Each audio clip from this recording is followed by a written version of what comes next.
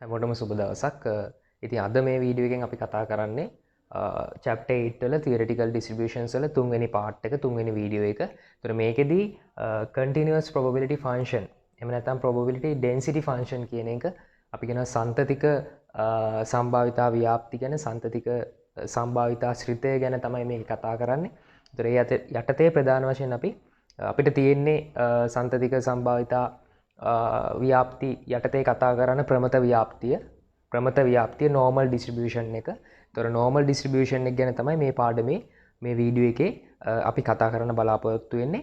මේ සන්තතික සම්භාවිතා ව්‍යාප්තිය කියන්නේ මොකක්ද කියන එක ගැන හැඳින්වීමකුත් එක්ක. ඒතර අපි කලින් වීඩියෝ දෙකේම කතා කරේ පාඩමේ අනිත් කොටසේ තිබ්බේ විවික්ත සම්භාවිතා ව්‍යාප්ති ගැන. එතකොට එතනදී අපි බයිනෝමියල් ඩිස්ට්‍රිබියුෂන් එක එහෙම නැත්නම් ද්විපද ව්‍යාප්තිය සහ පොයිසෝන් ඩිස්ට්‍රිබියුෂන් එක අපි කියන පොයිසෝන් ව්‍යාප්තිය ඒ ව්‍යාප්ති දෙක ගැන කතා කරා. ඒතර අද අපිට ඉතුරුලා තියෙනවා ප්‍රමත ව්‍යාප්තිය, සන්තතික ව්‍යාප්තියක් වෙන ප්‍රමත ව්‍යාප්තිය ගැන කතා කරන්න සහ ඒ සම්බන්ධයෙන් ගොඩනැගුණු ගණිතමය ගැටලු සාකච්ඡා කරන්න.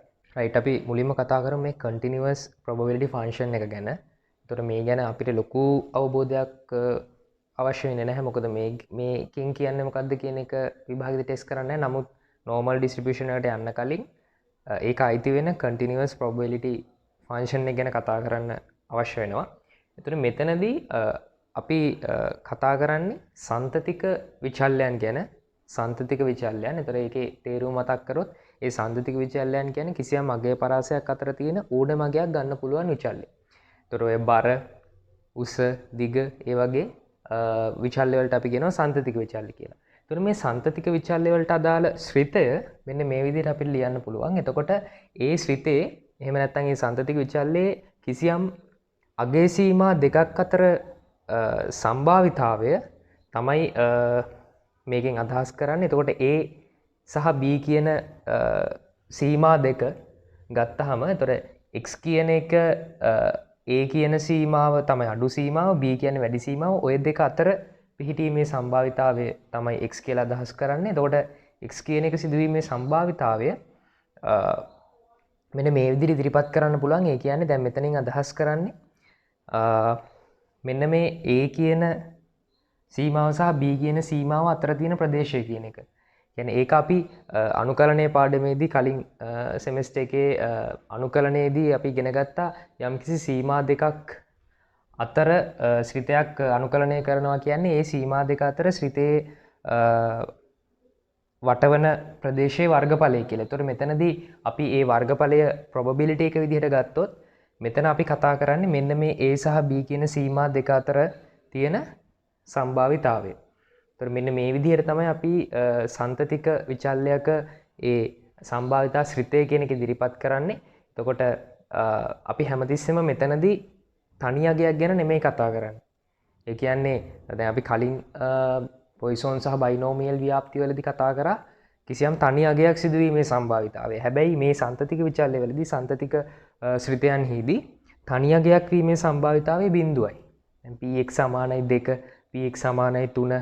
ඒ විදිහට දැන් මෙතන උදාහරණයක් ගත්තොත් px සමානයි a, px සමානයි b. ඒ වගේ තනි අගයක් වීමේ සම්භාවිතාවය බිඳුවයි. ඒතර මෙතන කතා කරන්නේ හැමතිස්සම අගය පරාසයක්. අගය පරාසයක සම්භාවිතාවය. එතකොට මේ ශ්‍රිතයක කොන්දේසි දෙකක් තියෙනවා. කියන්නේ යම්කිසි විචල්‍යයක් මේ සම්භාවිතා ශ්‍රිතය අතර ගැනෙන්න මෙන්න මේ කොන්දේසි දෙක ඉටු කරන්න ඕනේ කියනවා. ඒක තමයි මේ ශ්‍රිතේ බිඳුව හෝ බිඳුවට වඩා වැඩි වෙන්න ඕනේ. අනිත් එක ඒ ශ්‍රිතේ කියන්නේ ඍණානන්තයේ සිට ධනානන්තය දක්වා වූ ඒ සමස්ත ප්‍රදේශයේ සම්භාවිතාවය එකට සමාන වෙන්න ඕනේ. මේක හොඳටම පැහැදිලි වෙයි ළඟට අපි ප්‍රමත ව්‍යාප්තිය ගැන කතා කරද්දී රූප සටහනුත් එක්ක. ඒතර දැනට මෙන්න මේ ටික තමයි දල වශයෙන් අපිට ඉගෙන ගන්න තියෙන්නේ සන්තතික සම්භාවිතා ශ්‍රිත ගැන. ඒතර මෙන්න මේ විදිහට තමයි PA අඩුයි හෝ සමානයි x අඩුයි හෝ සමානයි b මේකේ සම්භාවිතාවය ගන්නෙ fx කියන ශ්‍රිතයේ අදාළ ශ්‍රිතය a සහ b කියන සීමාවන් දෙක යටතේ අනුකලනය කරලා. ඒතර ඒකම තමයි මේ පෙන්වන්නේ. ඒතර මේ a සහ b කියන සීමාවන් දෙක අතර වර්ගඵලය එහෙම නැත්නම් ඒ ප්‍රදේශය තමයි එතන සම්භාවිතාවය වෙන්නේ. එතකොට මේක මේ continuous variable වලින් මේ continuous probability distribution වලින් කවදාවත් අපි තනි අගයක සම්භාවිතාවයක් ගැන කතා කරන්නේ නැහැ. ඒ තනි අගයක් සිදුවීමේ සම්භාවිතාවය බිඳුවයි. ඒතර අපිට මෙන්න මේ විදිහට ඉදිරිපත් කරන්න පුළුවන්. ඒ කියන්නේ A කියන එක තමයි අඩුම සීමාව, B කියන එක උපරිම සීමාව නම්, ඒ කියන්නේ ඒ යම්කිසි අගේ පරාසයන් දෙකක් නම් A සහ B කියන්නේ. ඒතර x කියන එක ඒ අගේ පරාසය අතර සිදුවීමේ සම්භාවිතාවය. ඒතර මේ කොහොම ලිව්වත් මේ හැම එකක්ම සමානයි කියලා කියනවා. ඒ කියන්නේ වැඩි හෝ මෙතන අඩුයි හෝ සමානයි, මෙතනත් අඩුයි හෝ සමානයි. මෙතන අඩුයි හෝ සමානයි, මෙතන අඩුයි. මෙතන අඩුයි, මෙතන අඩුයි හෝ සමානයි. මෙතනදී අඩුයි, මෙතනත් අඩුයි. ඒ කියන්නේ මේ කොහොම ලිව්වත් මේකෙන් අදහස් කරන්නේ A සහ B අතර ප්‍රදේශය කියන එක. එතකොට A සහ B ඇතුළු A සහ B අතර ප්‍රදේශය කියන එකයි අදාළ වෙන්නේ. අපි කලින් Poisson binomial වලදී ඒක අපි ගොඩක්ම සැලකිලිමත් වෙන්න ඕනේ. වැඩි හෝ අඩුයි ලකුණත් එක්ක සමාන ලකුණක් ආවොත් එතනින් ප්‍රකාශ කරන්නේ වෙන අදහසක්. ඒතකොට වැඩි හෝ අඩුයි ලකුණ විතරක් ආවොත් එතනින් ප්‍රකාශ කරන්නේ තනි වෙන අදහසක්. දැන් උදාහරණයක් විදිහට අපි Poisson ව්‍යාප්තියේදී px වැඩි දෙක කිව්වොත් දෙකට වඩා වැඩි අගයන් ටික. ඒතකොට දෙක අදාළ වෙන්නේ නැහැ. ඒතකොට px වැඩි හෝ සමානයි දෙක කිව්වොත් දෙකත් ඇතුළුව දෙකට වඩා වැඩි අගයන් ටික. හැබැයි මෙතනදී අපි එහෙම වෙනසක් සිද්ධ වෙන්නේ නැහැ. ඒ කියන්නේ මෙතන වැඩි හෝ සමානයි කිව්වත් එකයි, ඒ වගේම දැන් මෙතන නම් අඩුයි හෝ සමානයි කිව්වත් එකයි, මෙතන අඩුයි කිව්වත් එකයි. ඒ දේ ගැන දල වශයෙන් ඔළුවේ තියාගන්න. ඒතර මේ කරුණු ටික තමයි අපිට සන්තතික සම්භාවිතා ශ්‍රිතයක් සම්බන්ධයෙන් මූලික වශයෙන් කතා කරන්න තියෙන්නේ. මේක ලොකුවට විභාගෙදි ටෙස්ට් වෙන එකක් නැහැ. ප්‍රමත ව්‍යාප්තියට අදාළව තමයි ගණන් පේපර් එකේ එන්නේ. නමුත් මේ ගැන යම්කිසි දල අදහසක් තියා ගැනීම වඩා සුදුසු වෙනවා. normal distribution ප්‍රමත ව්‍යාප්තිය. එතකොට මේ ප්‍රමත ව්‍යාප්තිය කියලා කියන්නේ අපිට මේ සම්භාවිතා ගණනය කිරීම සිදු කරන්න යොදා ගන්න පුළුවන් තවත් එක් ව්‍යාප්තියක්, සන්තතික ව්‍යාප්තියක්. අපි මේක මේ ප්‍රමත ව්‍යාප්තිය කියන එක නිරූපණය කරොත් රූප සටහනක් විතර ඇඳුත් මෙන්න මේ වගේ හැඩයක් සහිත ව්‍යාප්තියක් තියෙන්නේ. අපි කියනවා මේකට බෙල් ෂේප් හැඩයක් කියලා. බෙල් ෂේප් ඒ කියන්නේ නිකන් ගන්ඨාරක හැඩයක් තියෙන්නේ. ඒතර මේක සමමිතිකයි. හරියටම සමමිතිකව කොටස් දෙකකට බෙදනවා. එතකොට මේ ප්‍රමත ව්‍යාප්තියෙන් වටවෙච්ච සම්පූර්ණ වර්ගඵලය එහෙම නැත්නම් අපි සම්භාවිතාවය කියලා ගත්තොත් ඒක එකට සමාන එකයි. එතකොට මේක හරියටම දෙකට බෙදනවා කියන්නේ එක පැත්තක සම්භාවිතාවය 0.5යි. අනිත් පැත්තෙත් 0.5යි. ඒතර මේක මේ පැත්තෙන් ඍණානන්තය දක්වා යනවා, එහා පැත්තෙන් ධනානන්තය දක්වා යනවා. ඒ කියන්නේ මේ ඍණානන්තයයි ධනානන්තයයි අතර අගය පරාසය තියෙන. ඒතර මේක දිහා බැලුවහම අපිට මතක් වෙන්න ඕනේ කලින් අපි කතා කරපු continuous probability function එක. මොකද ඒකෙත් ඍණානන්තයයි ධනානන්තයයි දක්වා තමයි යන්නේ. ඒ වගේම මේ ඒ continuous probability function ඕනම එකක යට වර්ගඵලය ඒ ප්‍රදේශය එහෙම නැත්නම් සම්භාවිතාවය එකට සමානයි. ඒ වගේම මේකේ මේ මැද තියෙන රේඛාව එතකොට මේ තියෙන්නේ මීන් එක. මේ ව්‍යාප්තිය මීන් එක මධ්‍යයන්ය. ඒ වගේම මධ්‍යයන්ය, මධ්‍යස්ථය සහ මාත්‍ය කියන තුනම මේ ප්‍රමත ව්‍යාප්තිය වලදී සමානයි. ඒ වගේම මේ තියෙන්නේ මේ ප්‍රමත ව්‍යාප්තියට අදාළ ඒ සම්භාවිතා ඝනත්ව ශ්‍රිතය. කියන්නේ මේකට ආවේනික සම්භාවිතා ඝනත්ව ශ්‍රිතය මේක අපිට පාවිච්චි වෙන්නේ නැහැ ගණනය කිරීම කරන්න. මොකද අපිට වගු භාවිතයෙන් තමයි ගණනය කිරීම කරන්න තියෙන්නේ ප්‍රමත ව්‍යාප්තිය ආශ්‍රිතව. නමුත් මෙන්න මේ ශ්‍රිතය මේක තමයි කියන්නේ ගණිතමය ශ්‍රිතයක් විදිහට තියෙන ප්‍රමත ව්‍යාප්තියට අදාළව ගණනය කිරීම සිද්ධ කරන්න මේ ශ්‍රිතය යොදා ගන්න පුළුවන්. ඒ වගේම මෙන්න මේ විදිහට තමයි අපි ප්‍රමත ව්‍යාප්තිය යම්කිසි විචල්‍යයක් ප්‍රමත ව්‍යාප්තියක හැසිරෙනවා කියන එක අපි අදහස් කරන්නේ. ඒතොර x කියන විචල්‍ය ව්‍යාප්ත වෙනවා ප්‍රමත normal කියන එකෙන් n capital N mu සහ sigma වර්ගය. mu සහ sigma වර්ගය කියන්නේ මේකේ පරාමිතීන් දෙකක් තියෙනවා. පරාමිතීන් දෙකක්. ඒතොර මේ mu සහ sigma වර්ගය තමයි මේකේ පරාමිතීන් දෙක. එතකොට අපේක්ෂිතාගය වෙන්නේ mu, variance එක sigma වර්ගය, සම්මත අපගමනයේ sigma. එතකොට මෙන්න මේ කියන කරුණු ඇතුළත්ව තමයි අපි ප්‍රමත ව්‍යාප්තිය ගැන කතා කරන්නේ. එතකොට මේ ප්‍රමත ව්‍යාප්තිය වැදගත්කම ගත්තොත් ප්‍රමත ව්‍යාප්තිය කියන එක ඔය උස බර දිග ඇතුළු සන්තතික විචල්යන්ට අදාළව සම්භාවිතාවන් ගණනය කිරීම සිදු කරන්නේ යොදාගන්න පුළුවන් බහුලව යොදාගන්න පුළුවන්. ඒ කියන්නේ ප්‍රසිද්ධම ව්‍යාප්තිය සහ ඒ වගේම තව වැදගත්කමක් ගත්තොත් ප්‍රමතව ව්‍යාප්ත නොවන ගැටලු ආශ්‍රිතව සම්භාවිතාවන් හොයන්නත් මේ ප්‍රමත ව්‍යාප්තිය යොදාගන්න පුළුවන්. සමහර අවස්ථාවලදී ද්විපද පොයිසෝන් ව්‍යාප්ති ආශ්‍රයෙන් ගණනය කිරීම සිදු කරන්න ඕනේවත් අපිට පුළුවන් ප්‍රමත ව්‍යාප්තිය ආශ්‍රයෙන් ගණනය කරන්න. ඒවට විවිධ කොන්දේසි තියෙනවා.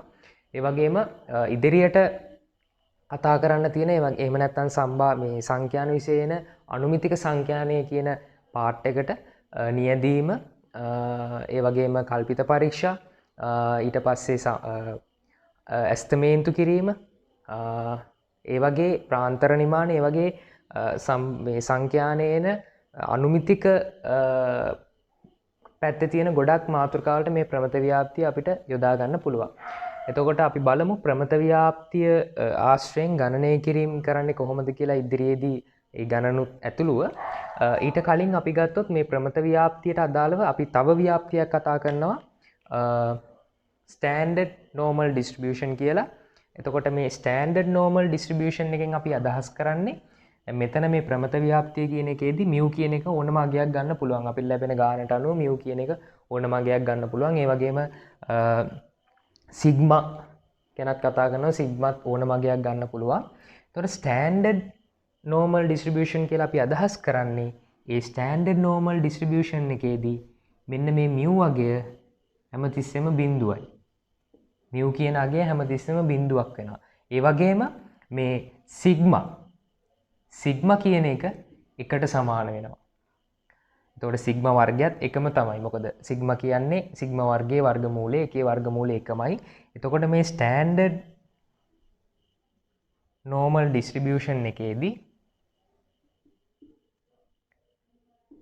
අපි ඒ ව්‍යාප්තිය අදහස් කරන්නේ x ව්‍යාප්ත වෙනවා ප්‍රමතව බිඳුව සහ 1 කියන පාරාමිතීන් සහිතව. Standard normal distribution. එතකොට මේ සාමාන්‍ය ප්‍රමත ව්‍යාප්තියේ ස්ටෑන්ඩඩ් නෝමල් ඩිස්ට්‍රිබියුෂන් එකේ වෙනස තමයි මේ පාරාමිතීන් දෙක හරියටම නිශ්චිත අගයක් විදිහට අපිට ඉදිරිපත් කරන්න පුළුවන්. මියු බිඳුවයි සිග්මා වර්ගය කියන එක එකයි. එතකොට අපිට මේ විදිහට සංකේත දාන්න ඕනේ නැහැ. කෙලින්ම මේ දෙක දාන්න පුළුවන්. එතකොට ස්ටෑන්ඩඩ් නෝමල් ඩිස්ට්‍රිබියුෂන් එකක් කියලා කියන්නේ මධ්‍යනය බිඳුව සහ සම්මත අපගමනය එහෙම නැත්නම් විචලතාවය එකක් වූ ප්‍රමත ව්‍යාප්තියකටම තමයි. ඒකත් ප්‍රමත ව්‍යාප්තියක්. හැබැයි එතන විශේෂත්වය මධ්‍යනය බිඳුවයි විචලතාවය එකයි. එහෙම නැත්නම් සම්මත අපගමනය එකයි. එතකොට මේ ස්ටෑන්ඩඩ් නෝමල් ඩිස්ට්‍රිබියුෂන් එකට අපි ඒක වැදගත් වෙනවා. හේතුව මේ ප්‍රමත ව්‍යාප්තිය ආශ්‍රයෙන් ගණනය කිරීම කරන්නේ ඒ දත්ත ස්ටෑන්ඩඩ් නෝමල් ඩිස්ට්‍රිබියුෂන් එකකට පරිවර්තනය කරලා. එතකොට අපිට ඉස්සරහට තේරෙයි මොකක්ද කියන්නේ කියන එක. එතකොට ප්‍රමත ව්‍යාප්තියෙන් ගණනය කිරීම කරන්න අපිට ලැබෙන ගණන්වල තියෙන දත්ත අපිට සිද්ධ වෙනවා ස්ටෑන්ඩඩ් නෝමල් ඩිස්ට්‍රිබියුෂන් එකක් බවට පත් කරගෙන සරලව කිව්වොත් Z අගයන් හොයාගෙන තමයි මේ ගණනය කිරීම කරන්න වෙන්නේ. Z අගය කියන එක මේ ප්‍රමත ව්‍යාප්තිය ඉතාමත් වැදගත් දෙයක්. අපි බලමු මොකද්ද මේ Z අගය කියලා කියන්නේ කියලා. දැන් එතකොට මේ ප්‍රමත ව්‍යාප්තියට අදාළව Z අගය ගණනය කරන්නේ මෙන්න මේ විදිහට. Z අගය ගණනය කරන්නේ මේ විදිහට. ඒතකොට මේකේ අදහස වෙන්නේ මේ x කියන්නේ අපි කතා කරන විචල්‍යයට අදාළ ඉලක්කම. ඒතර mu කියන්නේ ඒ අපේ ප්‍රමත ව්‍යාප්තියේ මධ්‍යන්නය. එතකොට ඒ x වලින් mu අඩු කරලා ඒක බෙදන්න ඕනේ අපි සිග්මා වලින් සම්මත අපගමනයෙන්. එතකොට මේ x ඍණ mu බෙදීම සිග්මා කියන මෙන්න මේ සූත්‍රයෙන් තමයි අපි z අගය හොයාගන්නේ. එහෙම නැත්නම් ඒ ප්‍රමත ව්‍යාප්තියේ ලැබෙන දත්ත අපි සම්මත ප්‍රමත ව්‍යාප්තියට එහෙම නැත්නම් ස්ටෑන්ඩඩ් නෝමල් ඩිස්ට්‍රිබියුෂන් එකට කන්වර්ට් කරන්නේ පරිවර්තනය කරන්නේ මෙන්න මේ කියන සූත්‍රයෙන්. ප්‍රමත ව්‍යාප්තියෙන් ගණනය කිරීම කරන්න කලින් අපි දැනගන්න ඕනේ කොහොමද මේ සම්මත ප්‍රමත ව්‍යාප්තියේ වගුව භාවිතයෙන් ඒ ගණනය කිරීම වලට අදාළ එහෙම නැත්නම් Z අගයන්ට අදාළ සම්භාවිතාවන් ගන්න කියන එක. ඒක අපි එක්සැම්පල් එකකින්ම පැහැදිලි කරගමු. example 8.6 page number 53 ඒකේ ගණනය කිරීම කිහිපයක් ආශ්‍රයෙන් අපි බලමු කොහොමද ඉසෙඩ් අගයන් අපි වගුවෙන් ඒ සම්භාවිතාවයන් බලලා ඒ අදාළ ඉසෙඩ් අගයන් සහිත ප්‍රකාශන වලට එහෙම නැත්නම් ගණනය කිරීම වල සම්භාවිතාව හොයන්න කියන එක. එතකොට පළවෙනි ප්‍රශ්නය තියෙනවා ඉසෙඩ් අඩුයි 1.33 ඉසෙඩ් අඩුයි 1.33 මේකේ සම්භාවිතාවය තමයි හොයන්න කියන්නේ. ඒතර මේ වගේ එකක් දුන්නාම මුලින්ම අපි මේ ප්‍රමත ව්‍යාප්තියක් අඳ ගන්න ඕනේ. ඇත්තට මේක සම්මත ප්‍රමත ව්‍යාප්තිය. මේකේ මධ්‍යනේ බිඳුවයි. එතකොට මේකේ වම් පැත්ත මේ අක්ෂයේ වම් පැත්ත ඍණ දකුණු පැත්ත ධන. එතකොට දැන් අපිට තියෙන්නේ 1.33. අපි 1.33 කොයි පැත්තේ තියෙන්නේ ධන. මොකද මේක ධනනේ. ඒතර අපි මේක මෙන්න මේ හරියෙන් 1.33 කියලා මේක ලියා ගන්නවා. මේ තියෙන 1.33 අගේ. මේකේ පරිමාණයක් කියලා එකක් නැහැ. අපි දල වශයෙන් 1.33 ලකුණු කරගත්තා. දැන් අපෙන් අහන්නේ ඉසෙට් අඩුයි 1.33. ඒතර මේ ප්‍රමත ව්‍යාප්තිය ගත්තාම අඩු පැත්ත මෙහෙ, මේ පැත්ත අඩු පැත්ත, අර පැත්ත වැඩි පැත්ත. ඒතර අඩුයි කියන්නේ මෙන්න මේ පැත්තේ තියෙන සම්භාවිතාවය තමයි අහන්නේ. එහෙම නැත්නම් මෙන්න මේ ප්‍රදේශයෙන් වට වෙලා තියෙන මේ සම්භාවිතාවය තමයි අහන්නේ. එතකොට අපි කොහොමද ඒක හොයන්නේ? අපි හොයන්නේ අපි දන්නවා දැන් එක පැත්තක සම්භාවිතාවය මේක තමයි හරියට මධ්‍ය අක්ෂය. එක පැත්තක් 0.5යි ප්‍රමත ව්‍යාප්තියක. එතකොට අපිට මේ ටික 0.5යි කියලා දන්නවා. 0.5යි මේකට තව එකතු වෙන්න ඕනේ මෙන්න මේ බිඳුවේ ඉඳලා 1.33 වෙනකන් තියෙන මෙන්න මේ ප්‍රදේශයේ සම්භාවිතාවය. එතකොට ඒක අපි වගුවෙන් බලන්න වෙනවා. අපි ඒක වගුවෙන් බලමු. එතකොට මේ වගුවේ ඉසෙට් කියන එක හරහටත් තියෙනවා පල්ලෙහාටත් තියෙනවා. පල්ලෙහාට තියෙන්නේ පළවෙනි දශම ස්ථානයත් එක්ක. ඒ කියන්නේ දැන් 1.33 නම් මේක අපි 1.3 කියන තීරුවට යන්න ඕනේ. ඊට පස්සේ අපිට 1.33 වන නිසා ආයි උඩ තීරුවෙන් බලනවා 0.03.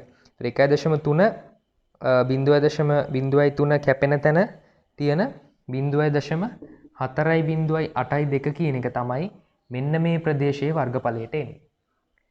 හරිද? අපි ඒක බැලුවේ ඉසෙට් ටේබල් එකට ගිහිල්ලා මෙන්න මේ විදිහට ඉසෙට් ටේබල් එක තියෙන්නේ. එතකොට 1.3 කියන එක බැලුවා. ඒ වගේම 0.03. මෙන්න මේ දෙක කැපෙන තැන තියෙන අගය තමයි 1.33ට අදාළ අගය. එතකොට ඒ 0.4.8.2 ධන 0.5. එතකොට 0.9.8.2 තමයි Z 1.33ට වඩා අඩු වීමේ සම්භාවිතාවය. රයිට්. එතකොට මේ විදිහට තමයි මෙතනදී අපි සම්භාවිතාවය ගණනය කරේ. අපිට දෙන ගාන අනුව මේක විවිධ ආකාරයෙන් තමයි හොයාගන්න වෙන්නේ. අපි බලමු තව උදාහරණ දෙක තුනක් සාකච්ඡා කරලා. අපිට කියනවා Z අඩුයි හෝ සමානයි ඍණ 0.79. ඍණ 0.79.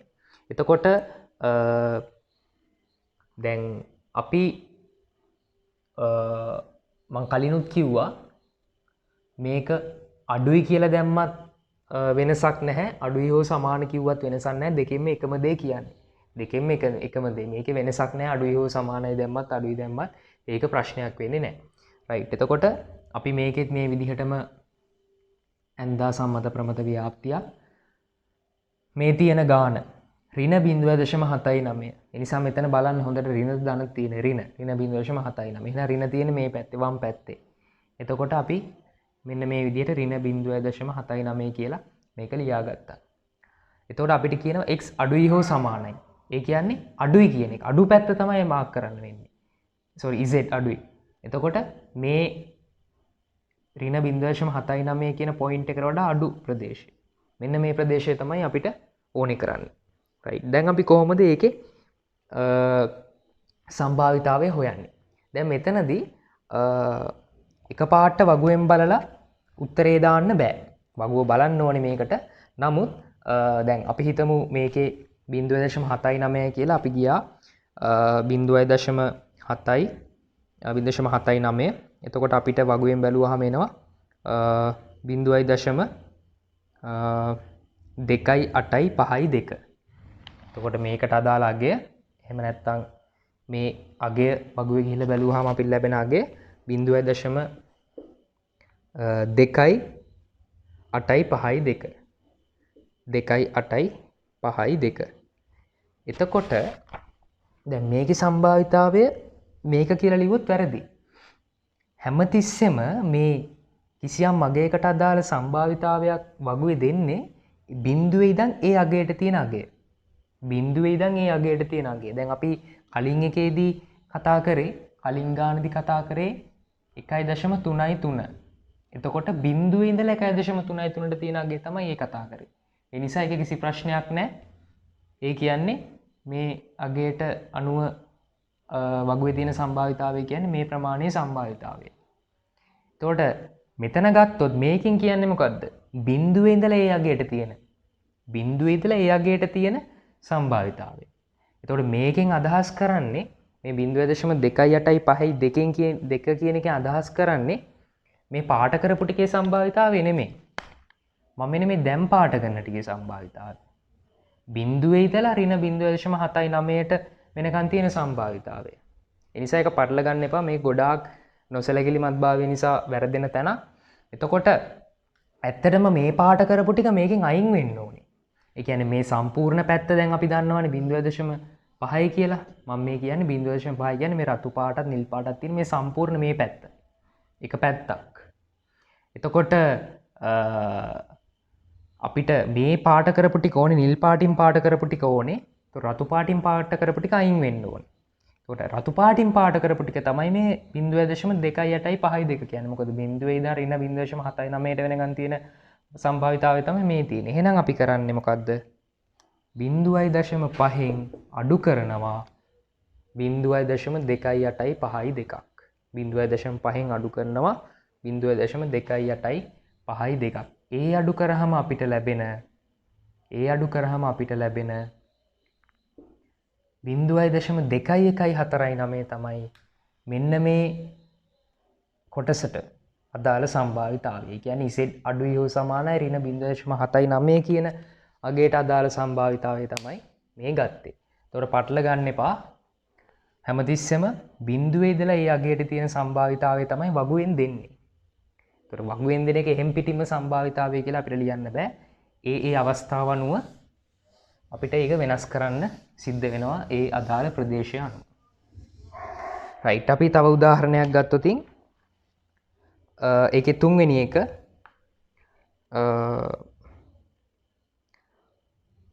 සම්භාවිතාවය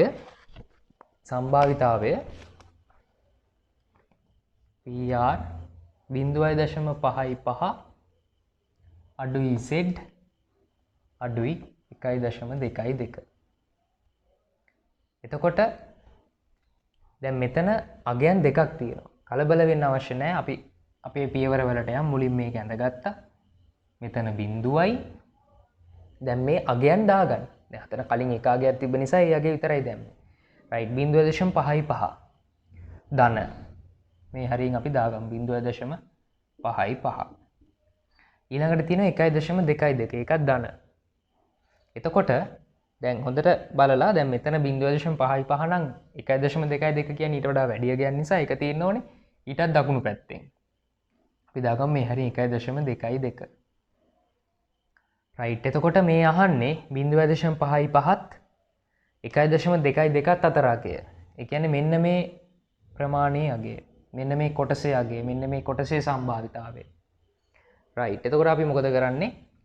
දැන් මේක හොයන්නේ කොහොමද? මේක හොයන්නේ අපිට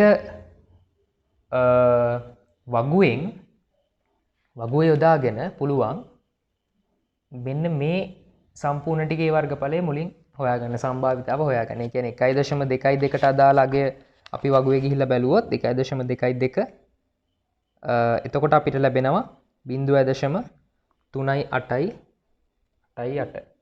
0.38888 right එතකොට මේ තියෙන්නේ 1.22කට අදාළ අගය right එතකොට 1.22කට අදාළ අගය කියලා කියන්නේ බිඳුවේ ඉඳන් 1.22කට තියෙන අගය බිඳුවේ ඉඳන් 1.22කට එතකොට මම පාට කරොත් මෙන්න මේ පාට කරන ප්‍රමාණය තමයි 1.22කට අදාළ සම්භාවිතාවය කියන්නේ අපිට ඕනේ මේ සම්පූර්ණ එකම නෙමෙයි අපිට ඕනේ මේ ටික නැතුව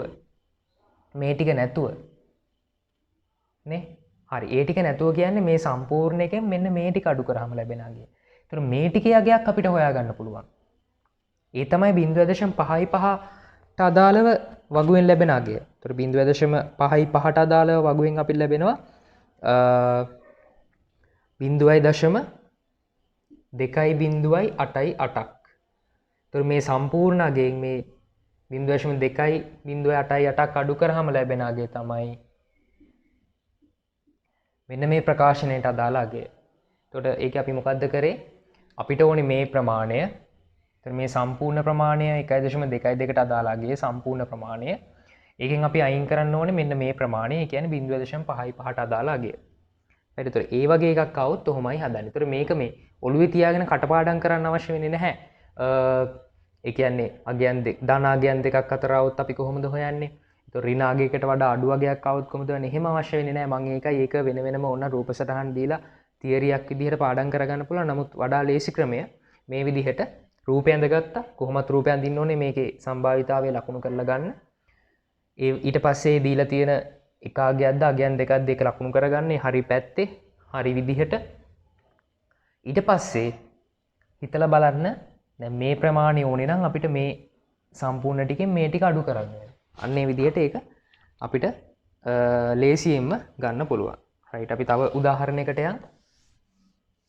දැන් මෙතන තේරුම් ගන්න පුළුවන් දැන් මෙතනදී එකපාරට බැලු බැලමට නිකන් මේක දැක්කම අදහස් වෙන්න පුළුවන් මෙන්න මේ විදිහේ රූපයක්. මෙන්න මේ විදිහේ. මේ පැත්තේ එක අගයකුයි මේ පැත්තේ එක අගයකුයි. නෑ එහෙම නෙමෙයි. මේ පැත්ත අගයක් එන්නේ. ඒ කියන්නේ මෙහෙම දෙකක් ආවා කියලා අනිවාර්යෙන් එකක් වමටයි එකක් දකුණටයි එන්නේ නැහැ. එකක් ඍණයි එකක් ධනයි වෙන්නේ නැහැ. ඒ තියෙන ලකුණ අනුව දැන් මේක ඍණ 0.5 වුණොත් ඒක එන්නේ ඍණ පැත්තට. ඒ නිසා ඒ දීලා තියෙන ලකුණට අදාළව පැත්තට තමයි අපි ඒ අගය ලකුණු කරන්නේ. රයිට්. ඊළඟට අපිට කියනවා ඍණ 1.9 අඩුයි හෝ සමානයි 0.4. තර මේකෙත් මේ අර කලින් කිව්වාගේ අඩුයි හෝ සමාන තිබ්බත් මෙහෙම තිබ්බත් දෙකම එකයි. මේ දෙක කිසි වෙනසක් නැහැ. මෙහෙම තිබ්බත් ඒත් එකයි. අඩුද වැඩිද කියන එක විතරයි අපි බලන්න ඕනේ. මේ කට ඇරලා තියෙන මොන පැත්තටද කියන එක විතරයි බලන්න ඕනේ. රයිට්. සාමාන්‍ය විදිහටම අපි ඇඳගත්ත සම්මත ප්‍රමත ව්‍යාප්තිය ලකුණු කරගමු. එකක් ඍණ 1.9. ඒක ඍණ පැත්තේ. ඍණ 1.9. අනිත් එක 0.44. 0.44. මේ දෙක අතර අගයන් සම්භාවිතාවය තමයි හොයන්න ඕනේ. රයිට්. ඒ කියන්නේ මෙන්න මේ පාට කරන ටික. මේක කොහොමද හොයන්නේ?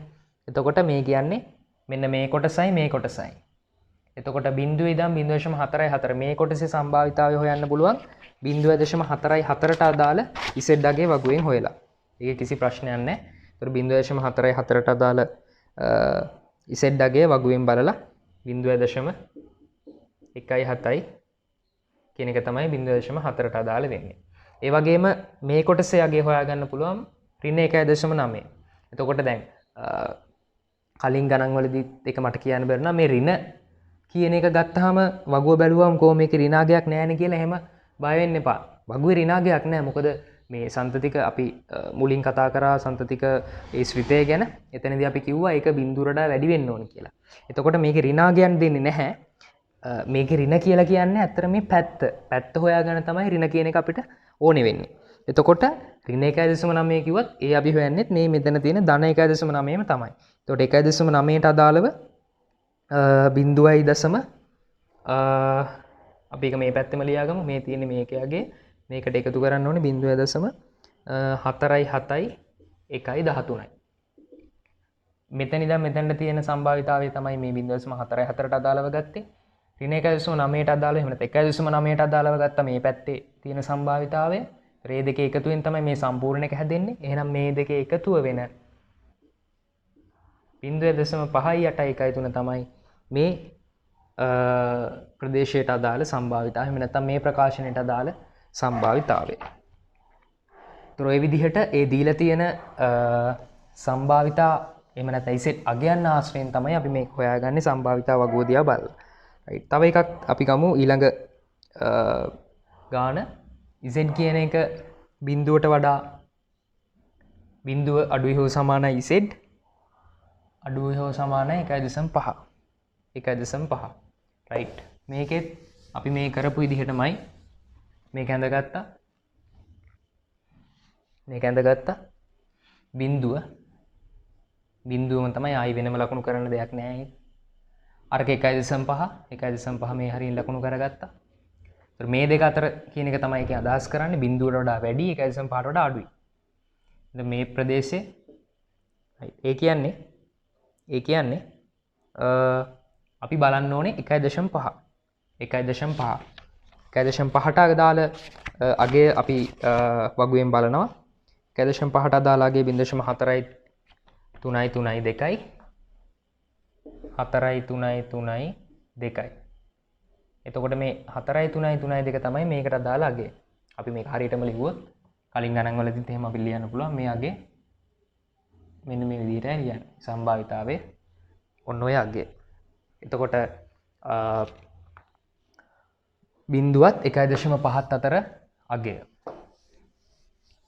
එතකොට මේක මේ විදිහට විවිධ ඉසෙඩ් අගයන් ආශ්‍රයෙන් මේක හොයන්න පුළුවන්. තව එකක් ගත්තොත් ඉසෙඩ් අඩුයි හෝ සමානයි ඍණ 1. ඉසෙඩ් අඩුයි හෝ සමානයි ඍණ 1. ඇන්දා බිඳුව ලකුණු කරා ඍණ 1 තියෙන්නේ. ඒ කියන්නේ මේ පැත්තේ තියෙන්නේ ඉසෙඩ් අඩුයි හෝ සමානයි නෙමෙයි වැඩි හෝ සමානයි. වැඩි. එතකොට ඍණ 1. එතකොට ඍණ 1 මෙතන තියෙන්නේ. වැඩි කියන්නේ හැමතිස්සෙම මේ පැත්ත දකුණු පැත්ත. ඒ කියන්නේ හැම ඉසෙඩ් වලට කිඹුල් කට හැරුණොත් ඒ කියන්නේ දකුණු පැත්ත ගැන. දකුණු පැත්ත. ඉසෙඩ් වලට කියන්නේ කිඹුල් කට අඩු පැත්ත හැරුණොත් ඉසෙඩ් වලට ඒ කියන්නේ අඩු පැත්ත. එතකොට මෙතන කියන්නේ ඉසෙඩ් වැඩි ඍණ 1කට වඩා. ඒ කියන්නේ පාට වෙන්නේ මේ ටික. මෙන්න මේ සම්පූර්ණ ටිකම. එතකොට මෙතන කොටස් දෙකකට හොයන්න වෙන්නේ. මේ සම්පූර්ණ පැත්තේ ටික 0.5යි. ඒක අපි දන්නවා. ඒක වගුවෙන් බලන්න දෙයක් නැහැ. 0.5ට එකතු වෙන්න ඕනේ. මෙන්න මේ ප්‍රමාණය. මේ ප්‍රමාණය කියන්නේ ඍණ 1. බිඳුවේ සිට ඍණ 1 දක්වා ප්‍රමාණයනේ. ඒතර මේ ප්‍රමාණය අපි හොයන්නේ එක වගුවෙන් එකට අදාළ සම්භාවිතාවය බලන 1.0ට අදාළ 3යි 4යි 1යි 3යි 3යි 4යි 1යි 3යි 1යි 3යි. එතකොට අපිට ලැබෙනවා 8යි 4යි 1යි 3යි. මේ තමයි අගය. මේක ලිව්වොත් 0.8යි 4යි 1යි 3. ඒතර අපිට මේක ඕනනම් ප්‍රතිශතයක් විදිහට ලියන්න පුළුවන් 100න් වැඩි කරලා 8යි 84.1.3. මොකද මම මේ ප්‍රතිශතයක් විදිහට ලිව්වේ සමහරවිට අපේ සම්භාවිතාව ප්‍රතිශතයක් විදිහට එහෙම නැත්නම් අනුපාතයක් විදිහට අහනවා. ඒතකොට මේ විදිහට අපිට ඒක වෙනස් කරලා ලියන්න පුළුවන්. රයිට්. ඊළඟට අපි බලමු ඊළඟ ගාන. මේකේ ගණන් ඔක්කොම වගේ මම හදන්න බලාපොරොත්තු වෙනවා. මොකද ඒක ඔයාලට ලේසි වෙයි. අපි තව ගානක් ගත්තොත් සම්භාවිතාව ඍණ 2.5 අඩුයි හෝ සමානයි z අඩුයි හෝ සමානයි 0.5. මේක මම ආයිත් අවධාරණය කරනවා. මෙහෙම ලිව්වත් මේකෙම තමයි මේ කියන්නේ. මේ දෙකේ කිසි වෙනසක් නැහැ. මේ අඩුයි හෝ සමානයි එහෙම නැත්නම් අඩුයි කියලා විතරක් ලිව්වත් ඒකේ ප්‍රශ්නයක් නැහැ. අපි බලන්න ඕනේ කිඹුල් කට හැරිලා තියෙන පැත්ත ගැන විතරයි සමාන ලකුණ ගැන හිතන්න අවශ්‍ය වෙන්නේ නැහැ. රයිට්. එතකොට මේකෙත් අපි සාමාන්‍ය විදිහට ඇඳගත්තා සම්මත ප්‍රමත ව්‍යාප්තිය බිඳුවයි. මේ අගයන් දෙක දාගත්ත එකක් ඍණ 2.5 අනිත් එක ධන 0.5. මේ දෙක අතර තමයි සම්භාවිතාවය හොයන්න තියෙන්නේ. එතකොට බිඳුවේ ඉඳන් 0.5 කියන්නේ 0.5ට අදාළ අගය ගත්තා. මෙතන ඍණ 2.5 කියන්නේ 2.5ට අදාළ අගය ගත්තා. එතකොට 0.5ට අදාළ අගය කිව්වහම 0.19 1.5 මේක 2.5ට අදාළගේ 0.4යි 9යි 3යි 8 මෙතන දාන. එතකොට මම තවදුරටත් කියනවනේ මේක ඍණ කියලා මෙතන ඍණ කියලා දාන්නේ නැහැ. ඒක මට කලින් කියන්න බැරුණා. මේක ඍණ 2.5 කියලා මෙතන ඍණ කියලා දාන්නේ නැහැ. මේ සම්භාවිතාවයේ කවදාවත් ඍණ වෙන්නේ නැහනේ. මෙතන මේ x z අගය තමයි මේ ඍණ කියන්නේ. ඒ නිසා මෙතන ඍණ වුණා කියලා මේ ලැබෙන සම්භාවිතාවයේ ඍණ වෙන්නේ නැහැ කවදාවත්. ඒකත් හොඳට මතක තියාගන්න පැටලෙන තැන්. අදිසියට පැටලෙන තැන් ඒවා. මේකේ එකතුව අපිට ගන්න පුළුවන්. එතකොට මේ ගණනය කිරීම ওই විදිහට මේ සම්මත ප්‍රමත ව්‍යාප්තිය යොදාගෙන හදන්න පුළුවන්. ඒකේ තව ගණන් කොටස් තුනක් තියෙනවා. ඒ තුන ඔයගොල්ලෝ try කරලා බලන්න තනියම. ඊට පස්සේ අපි යමු example 8.7 වලට. 8.7 example 8.7 මේ page එකේමයි. මේ ගණනය කිරීම ආශ්‍රයම තමයි මේක අපි වඩාත් පහසුවෙන් තේරුම් ගන්න පුළුවන් වෙන්න ඕනේ ප්‍රමත ව්‍යාප්තියකින් කොහොමද ගණන් හදන්නේ කියන එක. එතකොට අපිට කියනවා මේ සීරියල් බ්‍රෑන්ඩ් එක ඒ පැකේජස් වල බර ප්‍රමත ව්‍යාප්ත වෙනවලු මධ්‍යන්නේ 32යි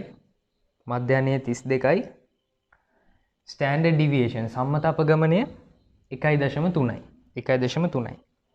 එතකොට අපෙන් අණු කොටස් කීපයක් අහනවා. ඒ අණු කොටස් වල සම්භාවිතාවන් අහනවා. රයිට්. එතකොට දැන් මේකෙදිත් අපි අර පොයිසෝන් බයිනෝමියල් වගේ ගාන හදන්න කලින් මේ ව්‍යාප්තිය කොහොමද ඒවයි ඒ සම්බන්ධ විස්තර ටික ලියා ගන්න ඕනේ. රයිට්. එතකොට මේ තියෙන අපිට දීලා තියෙන දත්ත. එතකොට x කියලා කියන්නේ අපි මොකක්ද ගන්නෙ? මේ පැකේජ් එක බර weight of package. ඒතර weight කියන එක හොඳටම පැහැදිලි මේක සම්පතික විචල්‍යයක්. ඒතර මේක ප්‍රමත ව්‍යාප්තියෙන් හදන්නේ weight of package. ඒතර මේක ව්‍යාප්ත වෙනවා normal distribution එකේ. අපි මුලින්ම මේක ලියන්න ඕනේ පරාමිතීන් එක්ක. ඊට පස්සේ මේ ගානට අදාළ කරගෙන ලියා ගත්තාම mu කියන්නේ 32යි සිග්ම වර්ගය 1.3 වර්ගය. මෙන්න මේක හොඳට බලාගන්න. දැන් ඒගොල්ලෝ දෙන්නේ සම්මත අපගමනය. හැබැයි අපි මේ පරාමිතිය වෙන්නේ සම්මත අපගමනය නෙමෙයි. ඒතර සම්මත අපගමනය දීලා තියෙන අවස්ථාවක අපි ලියන්න ඕනේ අනිවාර්යෙන් මෙතන ලියන්න ඕනේ විචලතාවය. ඒ නිසා සම්මත අපගමනයේ වර්ගය 1.3 වර්ගය. මෙතන 1.3 ලියුවොත් මේ ව්‍යාප්තිය වැරදි. රයිට්. එතකොට මේකෙදී අර අපි පොයිසෝන් වල බයිනෝමියල් වල ශ්‍රිතයක් ලිව්වා නේ. පොයිසෝන් වල අපි ලිව්වා px = x e ඍණ ලැම්ඩා වල x වෙනි බලය බෙදීම x වල ක්‍රමාරෝපිතය. ඒ වගේම බයිනෝමියල් වලත් අපි ලිව්වා mcx px qn ඍණ x. හැබැයි මෙතනදී අපි මේ ශ්‍රිතය භාවිතයෙන් නෙමෙයිනේ හොයන්නේ. දැන් අපි මේකේ පොයිසෝන් ප්‍රමත ව්‍යාප්තිය ශ්‍රිතය භාවිතා කරලා ආදේශ කළා නෙමෙයි හොයන්නේ, වගුවෙන් හොයන්නේ. නිසා ශ්‍රිතය ලියන්න අවශ්‍ය වෙන්නේ නැහැ. දැන් අපි මේ එක එක දීලා තියෙන සම්භාවිතාවන් හොයමු. ඒතර අපිට කියනවා 32ත් 34ත් අතරවීමේ සම්භාවිතාවය. බර අවුන්ස් 32ත් 34ත් අතරවීමේ සම්භාවිතාවය හොයන්න. එතකොට ඒක අපි ලියාගත්තොත් ඒ කියන්නේ 32ත් 34ත් මෙන්න මේ විදිහට අපිට ලියා ගන්න පුළුවන්. 32ත් 34ත් අතරවීම. 32ත් 34ත් අතරවීම. අපි මේ විදිහට එක ලියා ගන්නවා. දැන් අපි කොහොමද මේක හොයන්නේ? අපිට මේ x අගයන් තියාගෙන හොයන්න බෑ. මේ x අගයන් එහෙම නැත්නම් මේ weight එක අපි z අගයන් බවට පරිවර්තනය කරගන්න ඕනේ. z අගයන් බවට පරිවර්තනය කරගන්න. දැන් අපි කලින් exercise එකේ කරේ ඒ z අගයන් වලට පරිවර්තනය කරාට පස්සේ එතන ඉඳන් සම්භාවිතාවය හොයන විදිය. දැන් මෙතනදී අපිට z අගයන් බවට පත් කරගෙන සම්භාවිතාවය හොයන්න ඕනේ. එහෙම තමයි අපේ ගාන එන්නේ. එතකොට අපි කොහොමද මේක කරන්නේ? එතකොට මතකයි z අගය හොයන සූත්‍රය තමයි x ඍණ mu බෙදීම සිග්මා. x ඍණ mu බෙදීම සිග්මා තමයි z අගය වෙන සූත්‍රය. රයිට්. එතකොට මේක කොහොමද සමාන වෙන්නේ? සම්භාවිතාවය z අගය හොයන්නේ x ඍණ mu බෙදීම සිග්මා x කියන එක සෙට් කරන්න මෙහෙම. එහෙනම් 32 කොහොමද අපි සෙට් කරන්නේ? 32 තමයි x, 32 ඍණ mu. mu කියන්නේ 32මයි බෙදීම සිග්මා කියන්නේ 1.3යි. මතක තියාගන්න සිග්මා වර්ගය නෙමෙයි. අපි ව්‍යාප්තියට දාන්නේ සිග්මා වර්ගය. එහෙම නැත්නම් ඒක පරාමිතියක් සිග්මා වර්ගය. z හොයද්දි සිග්මා දාන්නේ සිග්මා. ඊළඟ මේ පැත්තේ 34 ඍණ 32 බෙදීම 1.3. දැන් මේක සුළු කරන්න තියෙන්නේ. එතකොට මෙතන බිඳුව බෙදීම 1.3 කොහොමද බිඳුවයි. x ඍණ mu බෙදීම සිග්මා කියන්නේ z. මෙතන දෙක බෙදීම 1.3. දෙක බෙදීම 1.3. ඒතර දෙක බෙදීම 1.3ට අදාළ අගය තමයි මෙතනට එන්නේ. ඒතර ඒ අගය අපි යොදාගෙන අපිට පුළුවන් දැන් මේකේ ඊළඟ පියවර තමයි අර රූප සටහන නිර්මාණය කරගන්න එක. එහෙම නැත්නම් සම්මත ප්‍රමත ව්‍යාප්තිය අඳින්න ඕනේ. ඒතර මේකට මෙහෙම ගියා සම්මත ප්‍රමත ව්‍යාප්තිය බිඳුව සහ දෙක බෙදීම 1.3 අපි දල වශයෙන් හිතමු මේක හරිම ගාන නෙමෙයි දෙක බෙදීම 1.3 අපි හිතමු දල වශයෙන් 1.4 කියලා 1.4 කියලා අපි උපකල්පනය කරමු. ඒක හරියට බෙදලා ගන්න ආන්සර් එක. ඒතර මෙතන 1.4 නම් මෙන්න මේ සම්භාවිතාවය තමයි අහන්නේ. එතකොට අපිට පුළුවන් 1.4ට අදාළ අගය බැලුවා. ඒ අගය තමයි ආයෙ එකතු කරන්න දෙයක් නැහැ. මොකද බිඳුවත් 1.4ත් අතර අගය තමයි කොහොමත් 1.4ෙන් එන්නේ. එතන මෙතනට අපිට ඒ 1.4ට අදාළ අගය සම්භාවිතාව විදිහට ඉදිරිපත් කරන්න පුළුවන්. ඒ තමයි මේ බර අවුන්ස 32ත් 34ත් වීමේ සම්භාවිතාව. මේක තමයි ස්ට්‍රක්චර් එක. මේක තමයි ආකෘතිය මේ වගේ ගානක් හදන්න. රයිට් ඊළඟට අපෙන් අහනවා ඒකෙම ඊළඟ කොටස 30ත් 32ත් අතර වීම. 30ත් 32ත්. එතකොට මෙතන 30යි මෙතන 32යි. එතකොට සම්භාවිතාවය 30 ඍණ 32 බෙදීම 1.3 z අපි අරගෙන්ම දාමුකෝ පුරුදු වෙන්නත් එක x ඍණ mu බෙදීම සිග්මා. එතකොට 32 ඍණ 32 බෙදීම 1.3. දැන් මෙතනට අගයක් එනවා. මෙතන z එනවා. මෙතනට අගයක් එනවා. මෙතන බිඳුවයි. මෙතන අගය දැන් 30 ඍණ 32 නේ. එතකොට ඍණ දෙක බෙදීම 1.3. ඒ නිසා මෙතනට ලැබෙන අගය ඍණ අගයක්. ඍණ අගයක්. රයිට් අපි හිතමු උපකල්පනය කරමු අගය 1.4 නම් මෙතනට එන්නේ. ඒතර අපි හොයන්න ඕනේ ඍණ 1.4 මෙතන z මෙතන බිඳුව. ඍණ. ඒ නිසා මේ ලකුණ ගැනත් සැලකිලිමත් වෙන්න. දැන් 30යි 32යි තිබ්බා කියලා 32න් 30ක් අඩු කරලා ධන 2 කියලා දාන්න බෑ. මෙතන හැමතිස්සෙම x දෙවෙනියට තමයි mu වෙන්නේ. ඒතර මේ තියෙන x ගේ අගය. එහෙම නැත්නම් අපිට දෙන අගය. එතකොට 30න් තමයි 32 අඩු කරන්නේ. එතකොට ඍණ 2යි. එතකොට මෙතනට එන අගය ඍණ. එතකොට අපි ඒක කොහොමද z මේකේ අඳින්නේ? මෙතන බිඳුව ඍණ 1.4. මෙන්න මේ ටික. එතකොට ඒත් 1.4ට අදාළ අගය තමයි හොයන්න ඕනේ. කියලා අගය ඍණ කියලා දාන්නේ නැහැ. සම්භාවිතාව ඍණ කියලා දාන්නේ නැහැ. මේක ඍණ නෙමෙයිනේ. මේ ප්‍රමාණය ධන ප්‍රමාණයක්. ධන විතරයි තියෙන්නේ සම්භාවිතාව.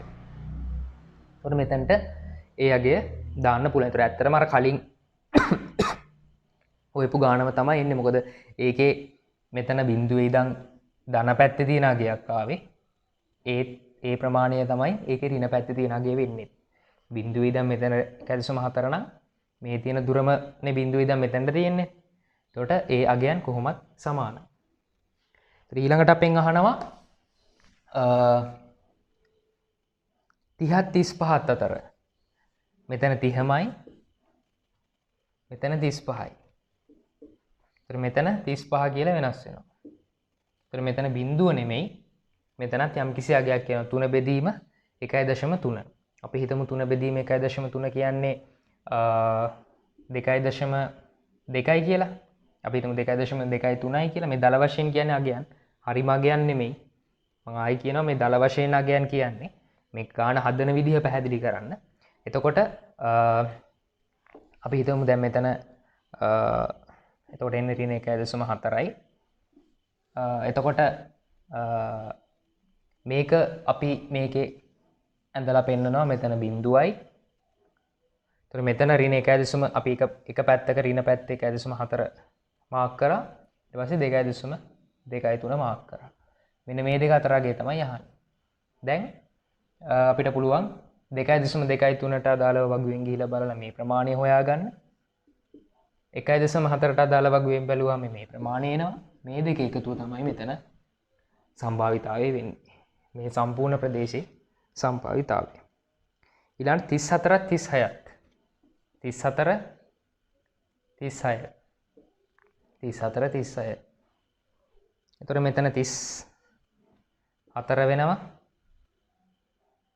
එතකොට 34 32ක් ගියහම 2යි. එතකොට 2 බෙදීම 1.3. එතකොට 2 බෙදීම 1.3 අපි දල වශයෙන් ගත්තොත් 1.4 කියලා මෙතන 1.4. ඍණ නෙමෙයි. මොකද මෙතන ධනනේ එන්නේ. මෙතනත් 36. එතකොට මෙතන 36 වෙනවා. එතකොට අපි ඒක දල වශයෙන් හිතමු 4 බෙදීම 1.3 දල වශයෙන් හිතුවොත් 3.1යි කියලා. එතකොට අපි හොයන්න ඕනේ මේක රූප සටහනේ අඳගත්තාම අපි හොයන්න ඕනේ ධන 1.4 ධන 3.1 ධන 1.4 ධන 3.1 මෙන්න මේ ප්‍රමාණය. ඒතර ඒක අපි හොයන්නේ කොහොමද? එකතු කරලා නෙමෙයි මේ විදිහට. එකතු කරලා නෙමෙයි. මෙතන ඉඳන් මෙතන තියෙන ටික ගත්ත 3.1කින් ඒ සම්භාවිතාවය අපිට ගන්න පුළුවන්. ඒකෙන් අපි අඩු කරන්න ඕනේ මෙතන ඉඳන් මෙතනට තියෙන ටික. මෙන්න මේ ප්‍රමාණයේ සම්භාවිතාවය. ඒ කියන්නේ 1.4ට අදාළ ටික අඩු කරනවා. එතකොට අපිට ලැබෙනවා මේ අපි පාට කරපු ටික. එහෙම නැත්නම් 1.4යි 3.1 අතර අගය. ඒ කියන්නේ බාර 34ත් 36ත් අතර තිබීමේ සම්භාවිතාවය. ඊළඟට 28ත් 30ත් 28 30. එතකොට මෙතන 28 විදිහට වෙනස් වෙනවා. මෙතන 30 වෙනවා. එතකොට 4 බෙදීම 1.3 4 නෙමෙයි ඍණ 4. ඍණ 4. අපි 4 බෙදීම 1.3 3.1 කියලා දල වශයෙන් ගත්තොත් එතන මෙතන ඍණ 3.1. මෙතන 2 බෙදීම 1.3 ඍණ 2 30 ඍණ 32 කියන්නේ ඍණනේ. તો ඍණ 2 අපි ගත්තොත් 1.4 කියලා දල වශයෙන් ඒකත් ඍණ. ඒතර අපි මේක අඳිද්දි මේ අඳින තැන තමයි ප්‍රවේශමෙන් අඳින්න ඕනේ. මොකද ඒ අණුව තමයි අපේ උත්තරේ තීරණය වෙන්නේ. ඒතර දෙපැත්තම ඍණ. එතකොට මුලින් අඩු වගේ දාගත්තා. ඊට එහායින් වැඩි ඍණ අගය දාගන්නවා. එතකොට මෙන්න මේ දෙක අතර අගය තමයි අහන්නේ. ඒකෙදිත් අපි අඩු කිරීමක් කරන්න වෙන්නේ 0.3.1 මෙන්න මේ සම්පූර්ණ එකේ සම්භාවිතාවය හොයාගන්න පුළුවන් 3.1ට අදාළව වගුවෙන් ගත්තාම ඒ වගේම 1.4ට අදාළව වගුවෙන් ගත්තාම මෙතන ඉඳන් මෙතනට තියෙන ටික එනවා. ඒ සම්පූර්ණ එකෙන් 1.4ට අදාළ ටික අඩු කරාම අපිට මේ කියන සම්භාවිතාවය එනවා. ඍණ වුණා කියලා මේ සම්භාවිතාව ඍණ වෙන්නේ නැහැ. මේ පැත්ත විතරයි ඍණ කියන එකෙන් අදහස් කරන්නේ.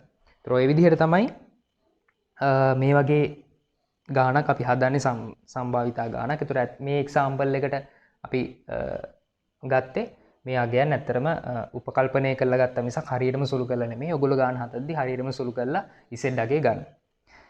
ඉසෙඩ් අගය දීලා සම්භාවිතාවය ගන්න වගේම සම්භාවිතාවය දුන්නාම ඉසෙඩ් අගය හොයාගන්න පුළුවන් වෙන්න ඕනේ. අපි මේ තාක් කරේ ඉසෙඩ් අගය දුන්නාම සම්භාවිතාවය ගන්න එක. ඒ වගේම ඉසෙඩ් අගය නැත්තම් ඒ කියන්නේ x වලින් ඉසෙඩ් අගය හොයාගෙන සම්භාවිතාවය හොයන එක. එහෙම නැත්නම් probability එක හොයන එක තමයි මේ තාක් කරේ. දැන් ඉසෙඩ් අගය හොයන්න ඕනේ සම්භාවිතාවය දීලා තියෙනවා. උත්තරේ දීලා තියෙනවා අපිට ඉසෙඩ් අගය හොයාගන්න ඕනේ. අපි ඒක example 8.8 වලින් සාකච්ඡා කරමු. එතකොට ඒකේ කියනවා පළවෙනි එක Z නෝට් වල අගය හොයන්නලු Z වැඩි Z නෝට් සමානයි 0.02 වුණොත්. දැන් මේ සම්භාවිතාවගේ දීලා තියෙනවා අපිට කියන්නේ මෙන්න මේක හොයන්න Z නෝට් හොයන්න. එතකොට ඒකෙදිත් අපි මේ විදිහට ඇඳ ගන්නවා. දැන් මුලින් තීරණය කරන්න ඕනේ Z නෝට් තියෙන මොන පැත්තද කියන එක. Z නෝට් තියෙන මොන පැත්තද කියන එක. එතකොට එක්ක ඍණ පැත්ත එක්ක ධන පැත්තනේ. අපි නිකමට ඍණ පැත්තට දාලා බලමුකෝ. Z නෝට් මෙතන නම් තියෙන්නේ මේ කියන එක හරියද? එතකොට මේ ඇත්තටම Z නෝට් කියන්නේ යම්කිසි අගයක් වෙන්න ඕනේ එතන තියෙන. ඒ අගය තමයි අපි හොයන්නේ. එතකොට දැන් Z වැඩි Z නෝට්ට වඩා. ඒ කියන්නේ පාට කරනවා නම් පාට කරන්න තියෙන්නේ මෙන්න මේ පැත්ත. Z වැඩි Z නෝට්ට වඩා. හොඳයි පාට කරන්න තියෙන්නේ. එතකොට මේ පාට කරු ප්‍රදේශයේ සම්භාවිතාවය අරාගේ ගන්න පුළුවන්ද කියලා බලන්න. පුළුවන්ද? බෑ. ඇයි? මේ එක පැත්තක්ම 0.5ක් වෙනවා. ඒතර ඒකට මේක එකතු කරාම ඒ ලැබෙන අගේ තවත් වැඩි වෙනවා. ඒ කියන්නේ මේකේ අගේ 0.5ට වඩා වැඩි. නමුත් අතන තියෙන 0.02.5. එහෙනම් ඍණ පැත්තේ තියෙන්න බෑ. එහෙනම් ඍණ පැත්තේ තියෙන්න බෑ. එහෙනම් තියෙන්නේ මොන පැත්තේද? අනිවාර්යෙන් ධන පැත්තේ. අනිවාර්යෙන් ධන පැත්තේ. right. අපි දැන් මේක බලමු ඒක හරිද කියලා. Z නෝට් ධන පැත්තේ ගත්තා. එතකොට Z වැඩි Z නෝට්. ඒ කියන්නේ ඒ දකුණු පැත්ත තමයි පාට කරන්නේ. දකුණු පැත්ත පාට කරන්නේ. දැන් මේකේ සම්භාවිතාව අරගෙන ගන්න පුළුවන්ද? 0.02.5 පුළුවන්. ඇයි? මේ ටිකම 0.5යි. ඒතොර එතනිනුත් යම්කිසි කොටසක් විතරයි කියන්නේ. ඒතොර මේ ටික 0.02.5ක් ගන්න පුළුවන්. එහෙනම් මේක තියෙන ධන පැත්තේ. right. දැන් පැත්ත හොයාගත්තා. අපි තියෙන තැන මාක් කරා. මොකද තියෙන තැන මාක් කරන් තමයි පැත්ත හොයාගන්නේ. එතකොට ඊට අදාළ සම්භාවිතාවය අපි මේ ප්‍රදේශයත් මාක් කරා. එතකොට අපිට මේ Z අගය හොයන්න ඕනේ. දැන් මේ ප්‍රදේශයේ සම්භාවිතාවය තමයි 0.02.5 කියලා අපිට දෙන්නේ. දැන් මෙතනදී අපි මේ Z නෝට් අගය හොයාගන්න මේ වගුව භාවිතා කරනවා. අපි කලින් කරේ Z අගයට අදාළව වගුවේ සම්භාවිතාවය හෙව්වා. දැන් අපි කරන්නේ සම්භාවිතාවය බලලා ඒ සම්භාවිතාවගේ අදාළ වෙන මොන Z අගයට කියන එක හොයාගන්න එක. දැන් මේක එකපාරට මේ පැටලෙන තැන එකපාරට දැන් මේක මාක් කරගත්තා, පැත්තත් මාක් කරගත්තා. ඒ සම්භාවිතාවයේ තියෙන ඒ පැත්තට අදාළව සම්භාවිතාවයේ ලකුණු කරලා ඒ ප්‍රදේශයත් පාට කරා. දැන් මොකද කරන්නේ? කෙලින්ම 0.02.5 කියන එක වගුවෙන් බලනවා. ඊට අදාළ Z අගය ගන්නවා. ඒතකොට 0.02.5 කියන එකට අදාළව අපි ගත්තොත් ඒකේ ආසන්න මේකේ ආසන්න අගයනේ 0.06.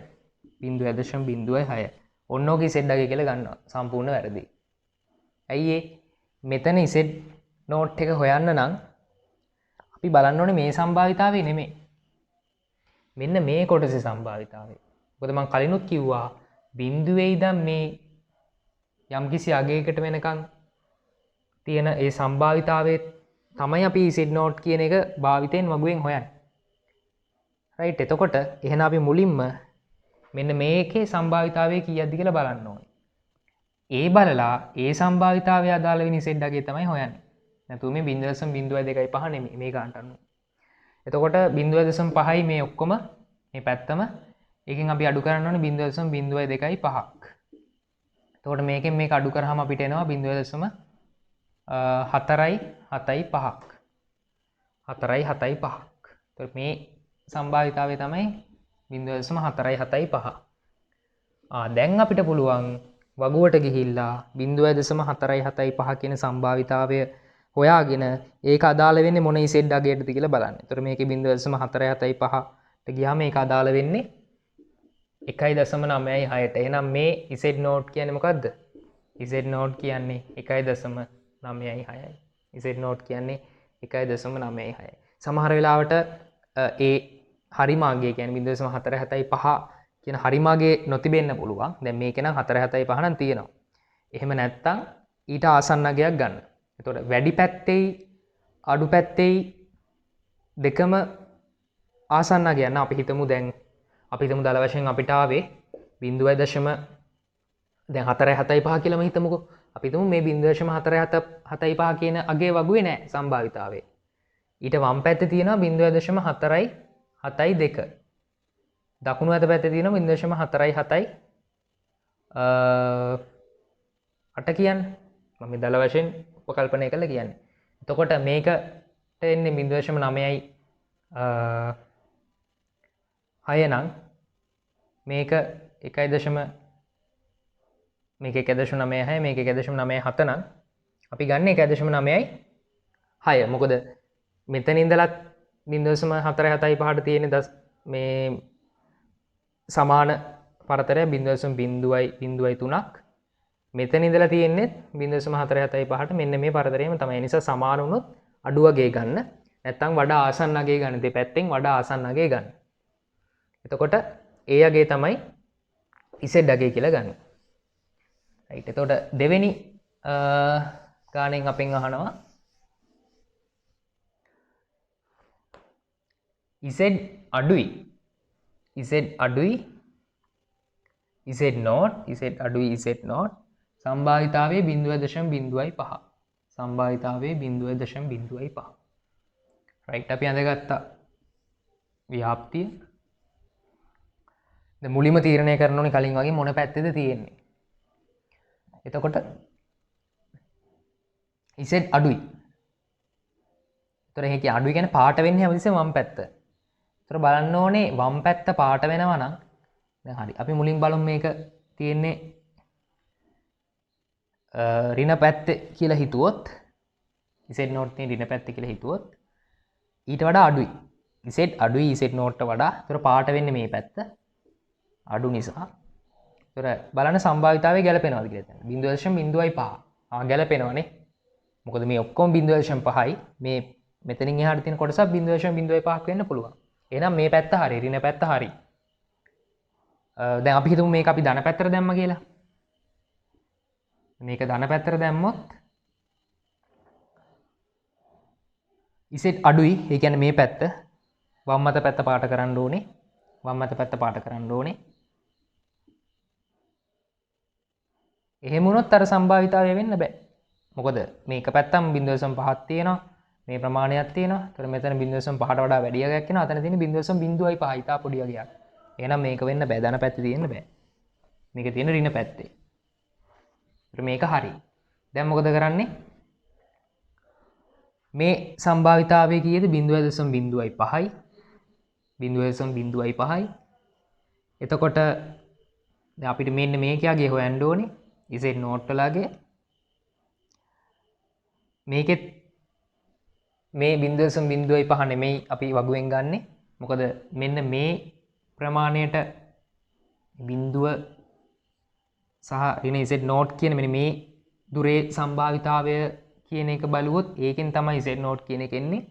එහෙනම් අපි මෙන්න මේ කොටසේ සම්භාවිතාවය හොයාගන්න ඕනේ. ඒ කියන්නේ 0.5න් අඩු කරන්න ඕනේ 0.05ක්. එතකොට අපිට එනවා 0.45ක්. තව බිඳුවක් ඕනනම් දාගමු ලේසියෙන්. මොකද ඒ වගුවේ 0.4ත් එක්ක තමයි සම්භාවිතාවය තියෙන්නේ. එතකොට අපි මෙන්න මෙතන සම්භාවිතාවය 0.45යි. දැන් මෙන්න මේ සම්භාවිතාවය අපි බලමු වගුවේ 0.45 කියන අගය. එතකොට 4.5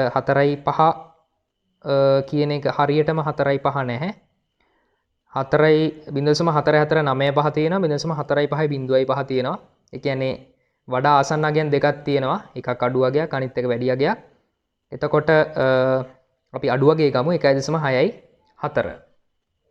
1.6යි 4. මේක ඍණ පැත්තේ තියෙන නිසා මේ අගය ඍණ. ඍණ පැත්තේ තියෙන නිසා මේ අගය ඍණ. එතකොට එක්සැම්පල් එකේ තිබ්බේ 0.5ට වඩා අඩු අගයන් සම්භාවිතාවයේ විදිහට තියෙන අවස්ථාවලදී Z not හොයන විදිහ කියන්නේ ඒ ගණන් දෙකේම තිබ්බ සම්භාවිතාවයන් 0.5ට වඩා අඩුයි. එතකොට අපි හිතමු අපි නිකන් හිතලා ගමු Z වැඩි Z not සම්භාවිතාවයේ 0.725යි. එතකොට මේ වගේ එකක් තිබ්බහම කොහොමද හදන්නේ? අර පියවරම තමයි. එතකොට අපි හිතමු මේක අපි ධන පැත්තෙන් දැම්මොත් එතකොට z0 වැඩි sorry z වැඩි කියන එක අපි පාට කරන්න ඕනේ. කියන්නේ z වැඩි කියන්නේ මේ පැත්තෙන් පාට කරන්න ඕනේ. දැන් මේ පාට කරන ප්‍රදේශ අදාළ සම්භාවිතාවය අරකට ගැලපෙනවද? නෑ. මොකද මෙතන තියෙන්නේ 0.5ට අඩු වගේක්. මොකද හේතුව මේ ඔක්කොම 0.5යි මේ ටික අදාළ නැහැ. ඒ නිසා 0.5ට අඩු වගේක්. අමුත් අතන සම්භාවිතාවය තියෙනවා 0.725ක්. ඒක 0.5ට වැඩි වගේක්. ඒතර මේක එහෙනම් මේ පැත්තේ තියෙන්න බෑ. z මේ පැත්තේ තියෙන්න බෑ. z0. එහෙනම් z0 තියෙන්න වෙන්නේ මෙන්න මේ පැත්තේ. ඍණ පැත්තේ. මෙතන තිබ්බොත් බලමු. අපි බලමු ඒක හරිද කියලා එතකොට. z වැඩි z0 ට වඩා වැඩි. දකුණු අත පැත්ත පාට කරා. මේ තියෙන ප්‍රදේශය අර කියන සම්භාවිතාවයට ගැලපෙනවද? ඔව්. ඇයි? මෙතන 0.725 0.5ට වඩා වැඩි වගේක්. මෙතනත් 0.5යි මේ ටිකම. ඒතර මෙතන ඊට වඩා තව ප්‍රමාණයක් තියෙනවා. ඒ නිසා මේක අර සම්භාවිතාවයට ගැලපෙනවා. එහෙනම් මේක තියෙන ඍණ පැත්තේ. දැන් මොකද කරන්නේ? දැන් මේ 0.725 කියන්නේ මේ සම්පූර්ණ ප්‍රදේශයට අදාළ සම්භාවිතාවය. ඒක අපි බෙදා ගන්න ඕනේ. කොහොමද බෙදාගන්නේ? මේ පැත්ත 0.5 කියලා දන්නවනේ. කියන්නේ මෙතනින් එහාට 0.5යි. එහෙනම් මේ ටිකේ කොටස වෙනම ගන්න පුළුවන් 0.25. ඇයි අපි ඒක එහෙම ගත්තේ? දැන් මෙතන z0 අගේ හොයන්න. z0 අගේ හොයන්න අර 0.725 කියන එක අරගෙන හොයන්න බෑ.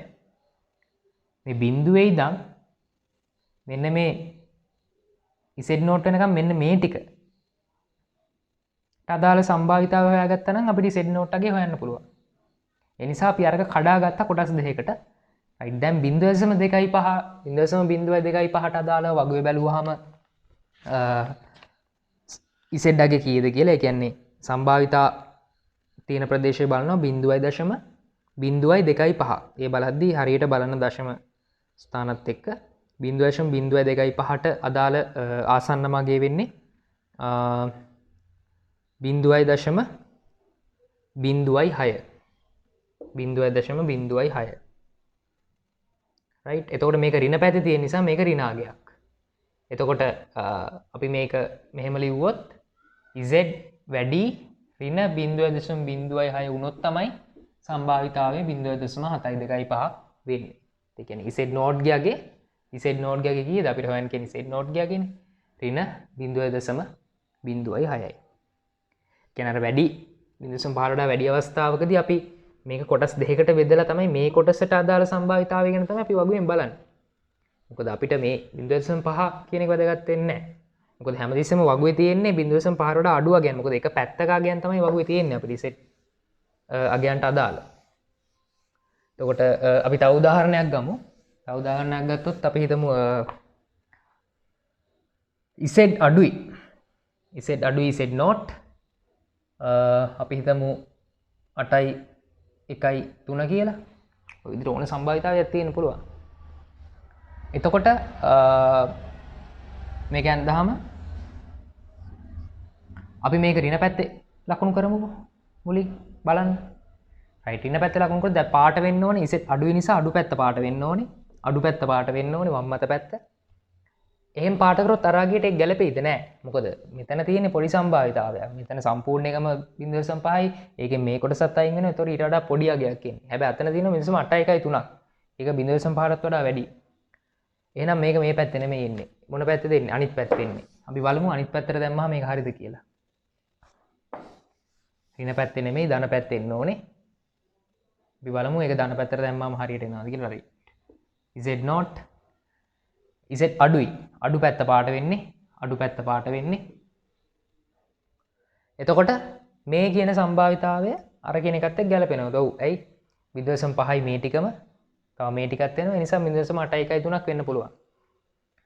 දැන් අපි මේ සම්පූර්ණ එකම තමයි 0.813 කියන්නේ. ඒතර මෙතන අගේ හොයාගන්න ඕනේ. එහෙනම් මෙන්න මේ සම්භාවිතාවය තමයි වැදගත් වෙන්නේ. ඒතර අපි මේ සම්භාවිතාවය කඩාගත්තොත් මෙතන 0.5යි. ඒතර මෙතන ඉතුරු වෙනවා 0.5න් මේ සම්පූර්ණ එකෙන් 0.5ක් අඩු කරාම 0.313ක්. මේ ප්‍රමාණය තමයි 0.313.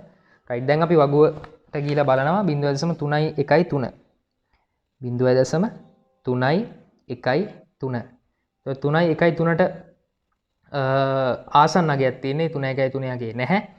එතකොට ආසන්න කිව්වහම අඩුම ආසන්න කියන්නේ දෙපැත්තෙම සමානව තිබ්බොත් තමයි අඩු මගේ ගන්න නැත්තම් ආසන්න මගේ. ඒතර මේකේ 0.3.6 කියන එක තමයි ආසන්න මගේ වෙන්නේ. ඒතර ඒකට අදාළ Z අගේ වෙන්නේ 0.88.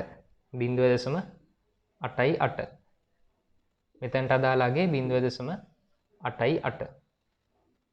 එතකොට මෙතන Z නෝට් අගේ වෙන්නේ 0.88. තියෙන ධන පැත්තේ නිසා ධන 0.88. ඒ කියන්නේ Z 0.88ට වඩා අඩු වුණොත් තමයි 0.813 ලැබෙන්නේ. ඒතර මේ විදිහට මේ Z අගය දන්නේ නැති අවස්ථාවක සම්භාවිතාවය යොදාගෙන වගුව බලලා Z අගය අපිට ගණනය කරන්න පුළුවන්.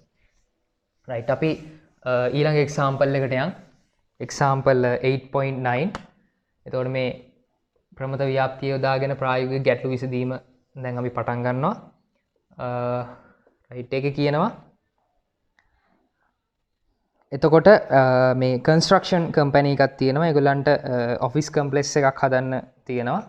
ඒතර ඒකට යන කාලය මධ්‍යහ්නය මාස 18ක්ලු සම්මත අපගමනය මාස 2ක්ලු.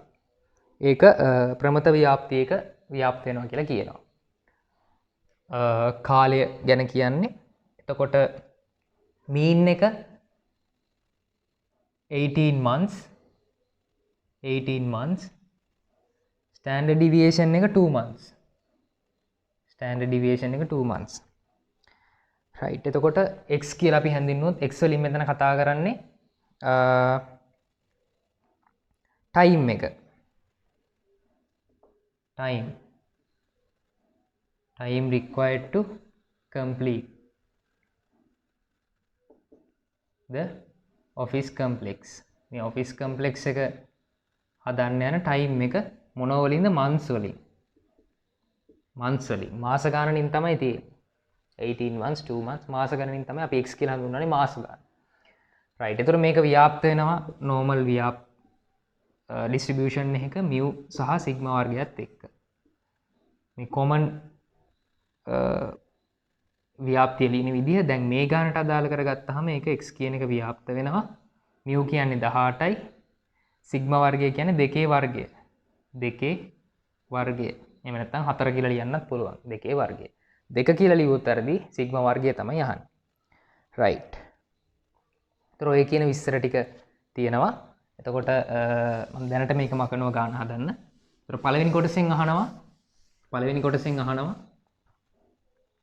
what is the probability that it will take at least 20 months to complete the office complex?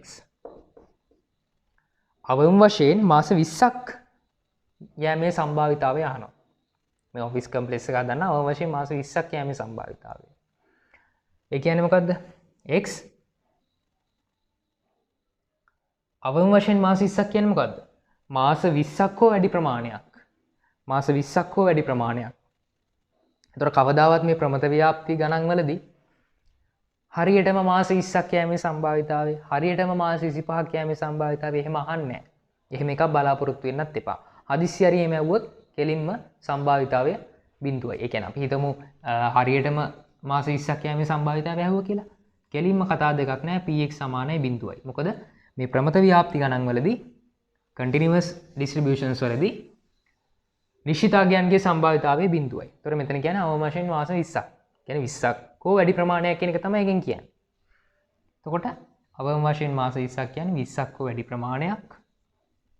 ඔන්නෝක තමයි අපෙන් අහන්නේ. ඒ අහන එක මේ සංකේතාත්මකව ලියා ගැනීම ඉතාම වැදගත්. මෙතනින් පල්ලෙහාට තමයි ඊටු ඔක්කොම වැරදි ටික දාන්න තියෙන අපිට. මේක අපි වැරදියෙන් ලියාගත්තොත් මේකේ පැත්ත වෙනස් කරගත්තොත් වැඩේ ඉවරයි. ඒ නිසා මේක හරියට ලියා ගන්න.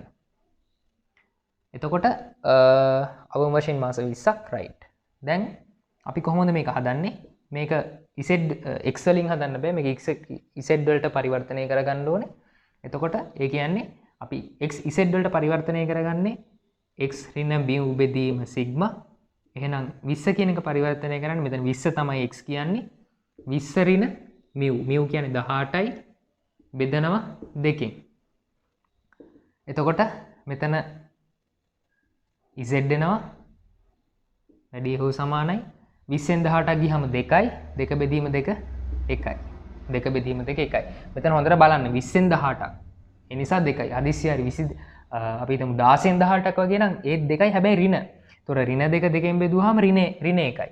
දැන් මෙතන ප්‍රශ්නයක් නැහැ. මෙතන ධන දෙක එන්නේ නිසා ධන එක. මොකද මෙතන මේ Z වලට එන අගේ ලකුණ ඊටාම වැදගත්.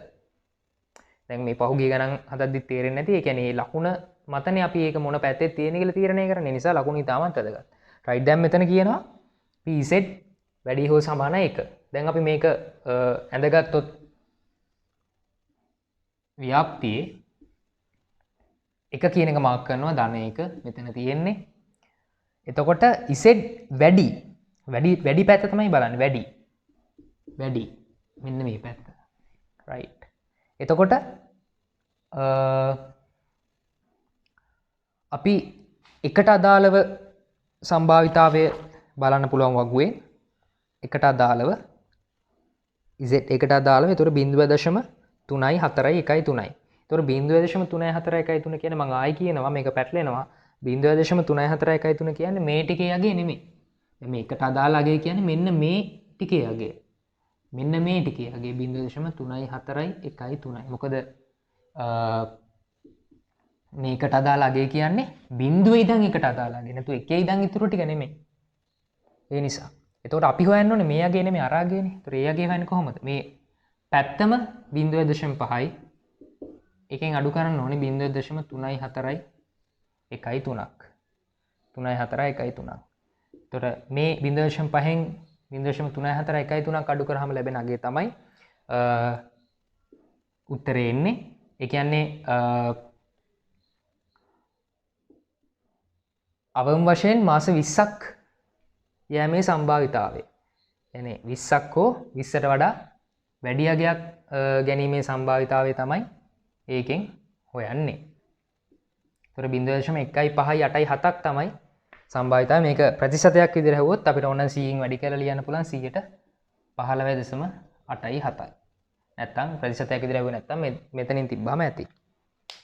ඊළඟට අපෙන් අහනවා what is the probability that it will be completed in less than 21 months? ඒ මොකක්ද අහන්නේ? මාස 21කට වඩා අඩු කාලයකින් මේක සෑදීමේ සම්භාවිතාවය කීයද? මාස 21කට වඩා අඩු කාලයකින්. මොකක්ද ඒ කියන්නේ? මාස 21කට වඩා අඩුයි. x අඩුයි 21. x අඩුයි 21. ඒකත් අපි හොයන්නේ කොහොමද? z කරගන්න ඕනේ. z කරන්නේ x ඍණ mu බෙදීම sigma අඩුයි. එතකොට x කියන්නේ 21 ඍණ 18 බෙදීම 2. එතකොට මෙතන z අඩුයි 3 බෙදීම 2. 3 බෙදීම 2. එතකොට සුළු කරාම z අඩුයි 1.5. z අඩුයි 1.5.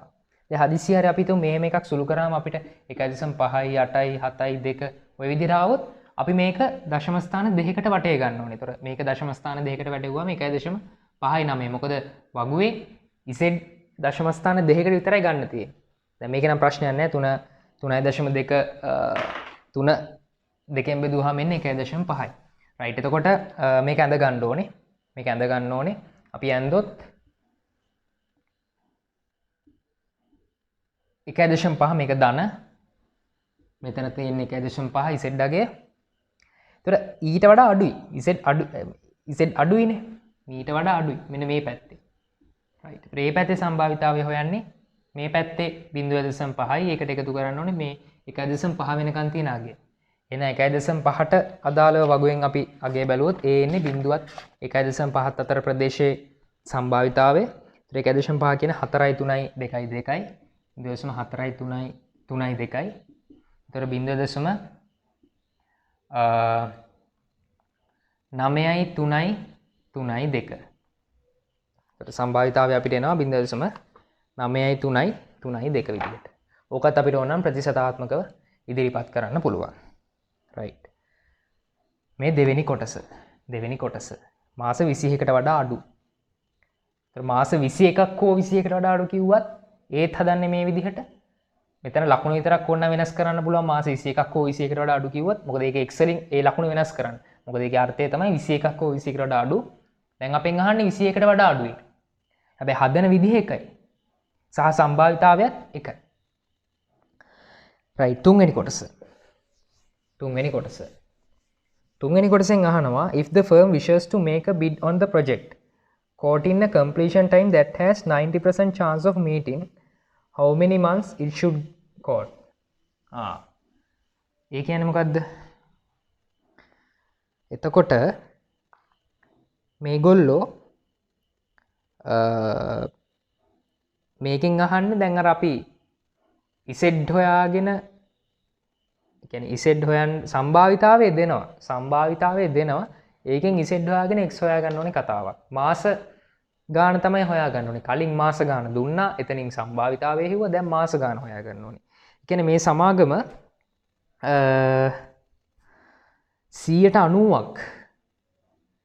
90ක් මේක කම්ප්ලීට් කරන්න කොච්චර මාස ගානක් යනවද කියන එක තමයි හොයාගන්න තියෙන්නේ. 90ක් කම්ප්ලීට් කරන්න. ඒ කියන්නේ දැන් අපි හිතමු මෙහෙම. මේක ඇන්දොතින් 90ක් කම්ප්ලීට් කරනවා කියන්නේ මොකද්ද? දැන් අපි දැන් මේ තියෙන x අක්ෂයනේ හැමතිස්සෙම 90ක් කම්ප්ලීට් කරනවා කියන්නේ මේකෙන් 90ක් දැන් මෙතන බිඳුව නම් 90ක් ඒ කියන්නේ මෙතන 0.5නේ මෙතන 0.4 වෙන්න ඕනේ. මෙන්න මේ ප්‍රමාණය කම්ප්ලීට් වෙන්න ඕනේ. 90ක්. මේ ප්‍රමාණය කම්ප්ලීට් වෙන්න ඕනේ. ඒතර මේ ප්‍රමාණය කොච්චර කාලෙකින් එහෙම නැත්නම් කොච්චර කාලයකට කලින් කම්ප්ලීට් කරනවද කියන එක තමයි මේ ප්‍රශ්نين අහන්නේ. එතකොට මේක අපි ලිව්වොත් එහෙම x කියන එකේ දැන් x අඩුයි x not සමානයි 90 එහෙම නැත්නම් 0.9. කියන්නේ x not කියන්නේ මේ මාස ගානනේ. කොච්චර මාස ගානකට කලින් 90ක් කම්ප්ලීට් කරන්න පුළුවන්ද? කොච්චර මාස ගානකට කලින් 90ක් එහෙම නැත්නම් 0.9ක් කම්ප්ලීට් වෙන්න පුළුවන්ද කියන එක අහන්න. right. එතකොට දැන් අපි කරන්න ඕනේ මේක මේ විදිහට අහන්නේ මේක රූප සටහන ඇඳලා ආයි මේක මම පැහැදිලිව අඳින්නම්. එතකොට මේක මේ සම්මත ප්‍රමත ව්‍යාප්තියට ගියාම මේ සම්භාවිතාවය මෙන්න මේ 90ක් කම්ප්ලීට් වෙනවා කියන්නේ මේ පැත්තේ ඉඳන් මෙතනට යනවා. ඒතර මෙන්න මෙතනට අදාළ z අගය මුලින් හොයා ගන්න ඕනේ z not. right. ඒතර 90යි මේ ඔක්කොම එහෙම නැත්නම් 0.9යි මේ ඔක්කොම මේ පැත්ත 0.5යි. එහෙනම් මේ ටික 0.4යි. දැන් අපි මොකද කරන්නේ 0.4 කියන එකට අදාළව වගුවෙන් ගිහිල්ලා බලනවා ඒ සම්භාවිතාවය. දැන් මේ 0.4 කියන්නේ පටල ගන්න එපා z අගේ නෙමෙයි සම්භාවිතාවය 0.4 කියන සම්භාවිතාවයට අදාළ z අගේ මොකද්ද? ඒතර ඒකට ආසන්න අගයක් තියෙන්නේ 0.3997. ඒතර ඊට අදාළ z අගේ 1.28. ඒතර මෙතනට අදාළ z අගේ වෙන්නේ 1.28. 1.28. දැන් කෙනෙක්ට ප්‍රශ්නයක් එන්න පුළුවන්. ඇයි මේක මේ z not කියන එක දකුණු අත පැත්තෙන් පාට කරලා අරු ටික පාට කරේ කියලා. ඒකට හේතුව තමයි 90ක් කම්ප්ලීට් වෙනවා කියන්නේ. දැන් මෙතන මේ බිඳුව එහෙම නැත්නම් අපි හිතමු දැන් මේක අපි හිතමුකෝ මේ 18ක් වෙච්ච මේ හරි ප්‍රමත ව්‍යාප්තිය නම් මේ මාස 18නේ මේ තියෙන 18ට මෙහා මේ තියෙන 18ට එහා. ඒතකොට කම්ප්ලීට් ඒ කියන්නේ 90ක් කම්ප්ලීට් වෙන්න මාස ගාණක් යනවා. එතකොට ඉතුරු වෙන්නේ 10%යි. කියන්නේ පාට වෙන්න ඕනේ 90ක ප්‍රමාණයක්. පාට කරන්නේ කම්ප්ලීට් කරන ප්‍රමාණය නම් මේ ඔක්කොගෙම කියන්නේ මේ 100ක් සම්පූර්ණ වෙන්න නම් එතකොට 90ක් කියන්නේ මේ පැත්තේ දැන් තමයි මෙහෙට යන්න ඕනේ. දැන් ඒක අපිට අපි මෙතන පාට කරලා අපි ඒක වඩා පැහැදිලි කරගමුකෝ. අපි ඒක තව කෙනෙක්ට කියන්න පුළුවන් මේක මේ විදිහට. මෙතන S නෝට් දාලා මේ පැත්ත පාට කරා නම් ඒත් අපිට 90ක් ගන්න පුළුවන් නේ. ඒතර මේකෙන් අදහස් කරන්නේ මොකද්ද? මේකෙන් අදහස් කරන්නේ තව 90ක් කම්ප්ලීට් කරන්න තියෙනවා කියන එක. දැන් 90ක් කම්ප්ලීට් වෙලා. ඒ නිසා අපි ගන්නේ අනිත් පැත්තට.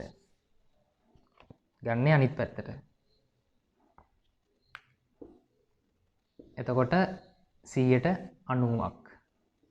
මෙතන 0.4යි, මෙතන 0.5යි, මෙතන Z නෝට් හොයන්න ඕනේ. ඒතර අපිට ආව 1.28ක්.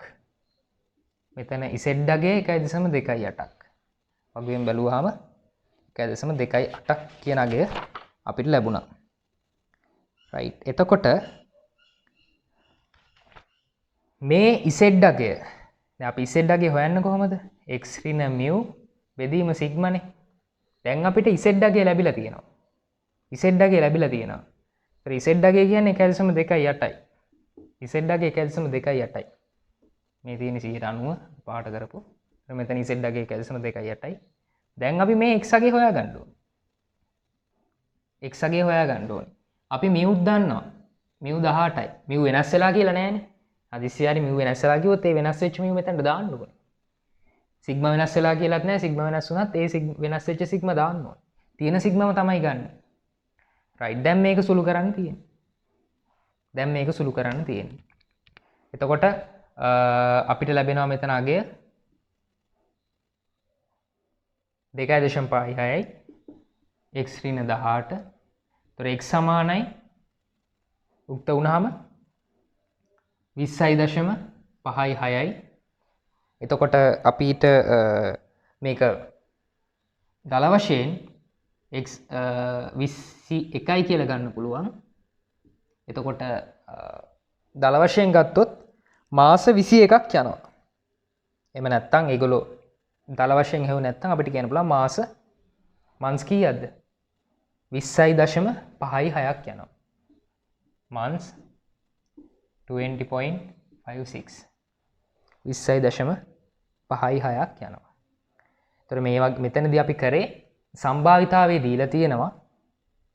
අපි z අගය හොයාගන්නවා. සම්භාවිතාවයේ දුන්නාම අපිට පුළුවන් z අගය හොයාගන්න. z අගය හොයාගෙන x අගය ගන්නවා. එහෙනම් අපි අර සාමාන්‍ය කරන එකේ අනිත් පැත්ත. අපි මොකද කරන්නේ? සාමාන්‍ය විදියට x දෙනවා. ඒකෙන් z හොයනවා. ඊට පස්සේ සම්භාවිතාවය හොයනවා. දැන් සම්භාවිතාවය දීලා තියෙනවා. ඒකෙන් z හෙව්වා. ඒක මේ z වෙන සූත්‍රයට ආදේශ කළා.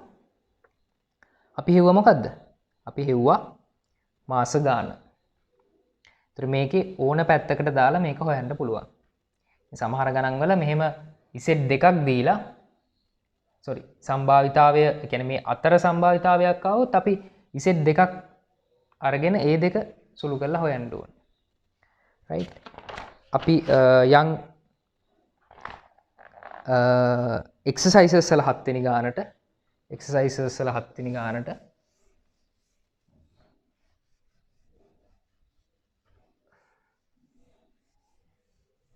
page number 54 exercises.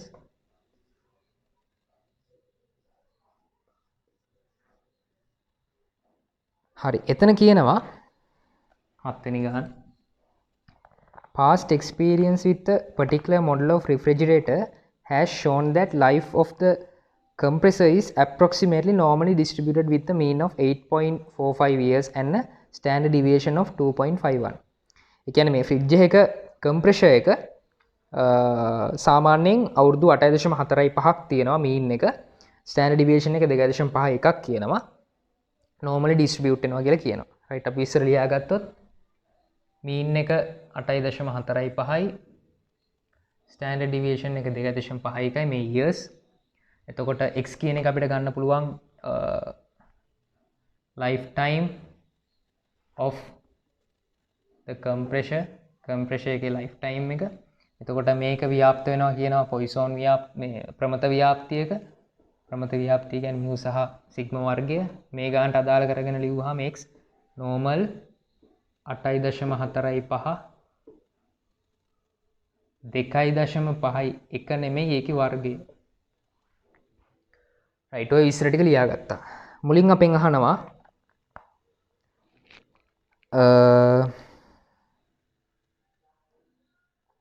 if the manufacturer is considering a 2 years unconditional warranty on the compressor, what proportion of failure should it anticipate to be under warranty? ඒ කියන්නේ මෙයා අවුරුදු 2ක warranty එකක් දෙනවා නම් ඒ අවුරුදු 2ක් අතරදී මේ failures මේ සම්භාවිතාවය අහන්න. මේ warranty කාල පරිච්ඡේදයේ failures මේ සම්භාවිතාවය. ඒ කියන්නේ මේ ලයිෆ් ටයිම් එක දෙකට වඩා අඩු වීමනේ අහන්නේ. ලයිෆ් ටයිම් එක දෙක හෝ දෙකට වඩා අඩු වීම. මොකද දෙකට වඩා අඩු වුණොත් නේ warranty එක දෙන්න වෙන්නේ මොන හරි ප්‍රශ්නයක් වෙලා. රයිට් ඒ කියන්නේ ඒ අහන්නේ x අඩුයි 2. එහෙම නැත්නම් කෙනෙක්ට x අඩුයි හෝ සමාන 2 කියලා ලියන්නත් පුළුවන්. x අඩුයි 2. රයිට්. ඒතර මේක z වලට හරව ගත්තොත් x ඍණ mu බෙදීම සිග්මා අඩුයි 2 ඍණ 8.45 බෙදීම 2.51. සම්භාවිතාවය මෙතන z අඩුයි ඍණ 6.45 බෙදීම 2.51. එතකොට z අඩුයි දල වශයෙන් අපි හිතමු මේක බෙදුවාම එන්නේ උත්තරේ 2.92 කියලා. දල වශයෙන් මේ දල වශයෙන් ගානක් ඍණ. මොකද මෙතන තියෙන ඍණාගයක්. ඒතර මේකේ සම්භාවිතාවය හොයන්න තියෙන්නේ. ඒතර මේක ඇන්දොතින් ඍණ 2.92 ඍණ 2.92 z අඩුයි. මේ පැත්ත z අඩුයි. පාට කරන්නේ අඩු පැත්ත. z අඩුයි. දැන් මේක අපි වගුවෙන් බැලුවොත් ඍණ 2.92 කියන්නේ 2.92 4.9යි 8යි 2යි. 4.9යි 8යි 2. මොකක්ද මේ 4.9යි 8යි 2 කියන්නේ? මේකද? නෑ. මේ පාට කරපු ප්‍රදේශය නෙමෙයි 4.9යි 8යි 2 කියන්නේ. මෙන්න මෙතන ඉඳන් මෙතනට තියෙන ප්‍රදේශය. ඇයි මේ 2.92 කියලා කියන්නේ බිඳුවේ දැන් 2.92කට තියෙන ප්‍රදේශය. රයිට්. එතකොට 4.9යි 8යි 2 කියන්නේ මෙන්න මෙතන 0.4.9යි 8යි 2. එහෙනම් මේ ප්‍රදේශය ගන්න වෙන්නේ කොහොමද? 0.5න් අඩු කරන්න ඕනේ 0.4.9යි 8යි 2. 0.5න් අඩු කරන්න ඕනේ 0.4.9යි 8යි 2. ඒ ලැබෙන උත්තරේ තමයි මේ warranty period එක ඇතුලේ failures එන්න තියෙන සම්භාවිතාවය. warranty period එක ඇතුලේ failures එන්න තියෙන සම්භාවිතාවය. මේක ඔයගොල්ලෝ හදද්දි හරියට මේක බෙදලා ගන්න මම මේ දල වශයෙන් 2.92 කියන එක ගත්තේ. හදන්නේ මේ විදිහට. right.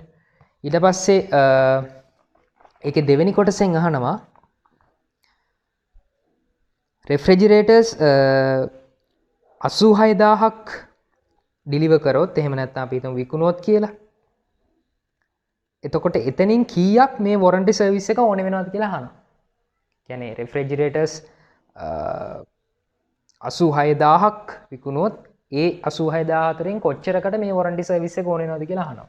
ඒතර ඒක නම් ඇත්තට මේ ප්‍රමත ව්‍යාප්තියට අදාළ ගාණක් නෙමෙයි. දැන් අපි හොයාගත්ත warranty එක ලැබෙන්න තියෙන සම්භාවිත අපි හිතමු දැන් මේක දින 2.92 වුණොත් මෙතන අපිට සම්භාවිතාව වෙනවා මෙන්න මේ වගේ ගාණක් පොඩි ගාණක් එනවා. right 0.0.18ක්. එතකොට what proportion කියලා අහන්නේ proportion එකක් අහන්නේ.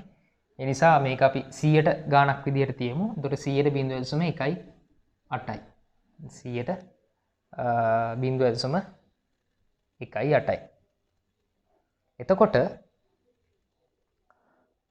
මේ අගයන් වැරදි මොකද මෙතන ගත්තේ හිතලාගයක්. එතකොට 0.18ක් වුණොත් 0.18ක් වුණොත් දැන් රෙෆ්‍රිජරේටර්ස් 86000ක් තිබ්බොත් ඒ 86000න් 100%.18ක් තමයි වොරන්ටි පීරියඩ් එක යටතේදී ෆේලියර් වෙන්නේ. ඒක තමයි මේ සම්භාවිතාවයෙන් කියන්නේ.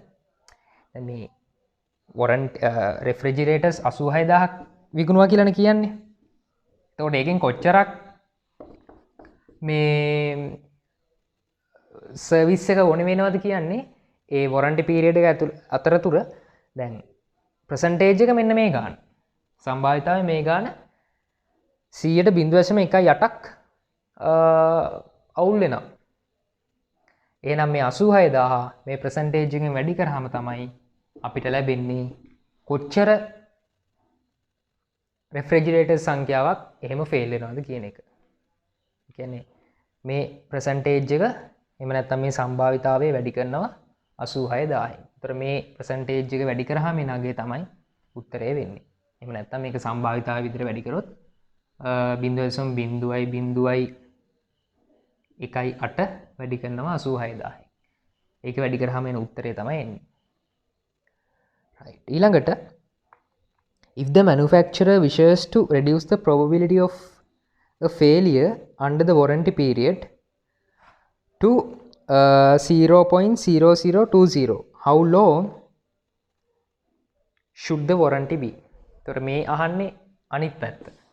ගොඩක් වෙලාවට මේ ප්‍රමත ව්‍යාප්තිය සම්බන්ධයෙන් දෙන ගණන් වලදී අන්තිම ගාණෙන් අහනවා අනිත් පැත්ත. ඒ කියන්නේ දැන් මේ වොරන්ටි පීරියඩ් එක ෆේලියර් කියන්නේ වොරන්ටි පීරියඩ් එක ඇතුළත ෆේලියර් වෙන සම්භාවිතාවය 0.02කට අඩු කරගන්න නම් කොච්චර කාලයක් වොරන්ටි පීරියඩ් එක දෙන්න ඕනද කියලා. කොච්චර වොරන්ටි පීරියඩ් එකක් දෙන්න ඕනද කියලා. රයිට්. එතකොට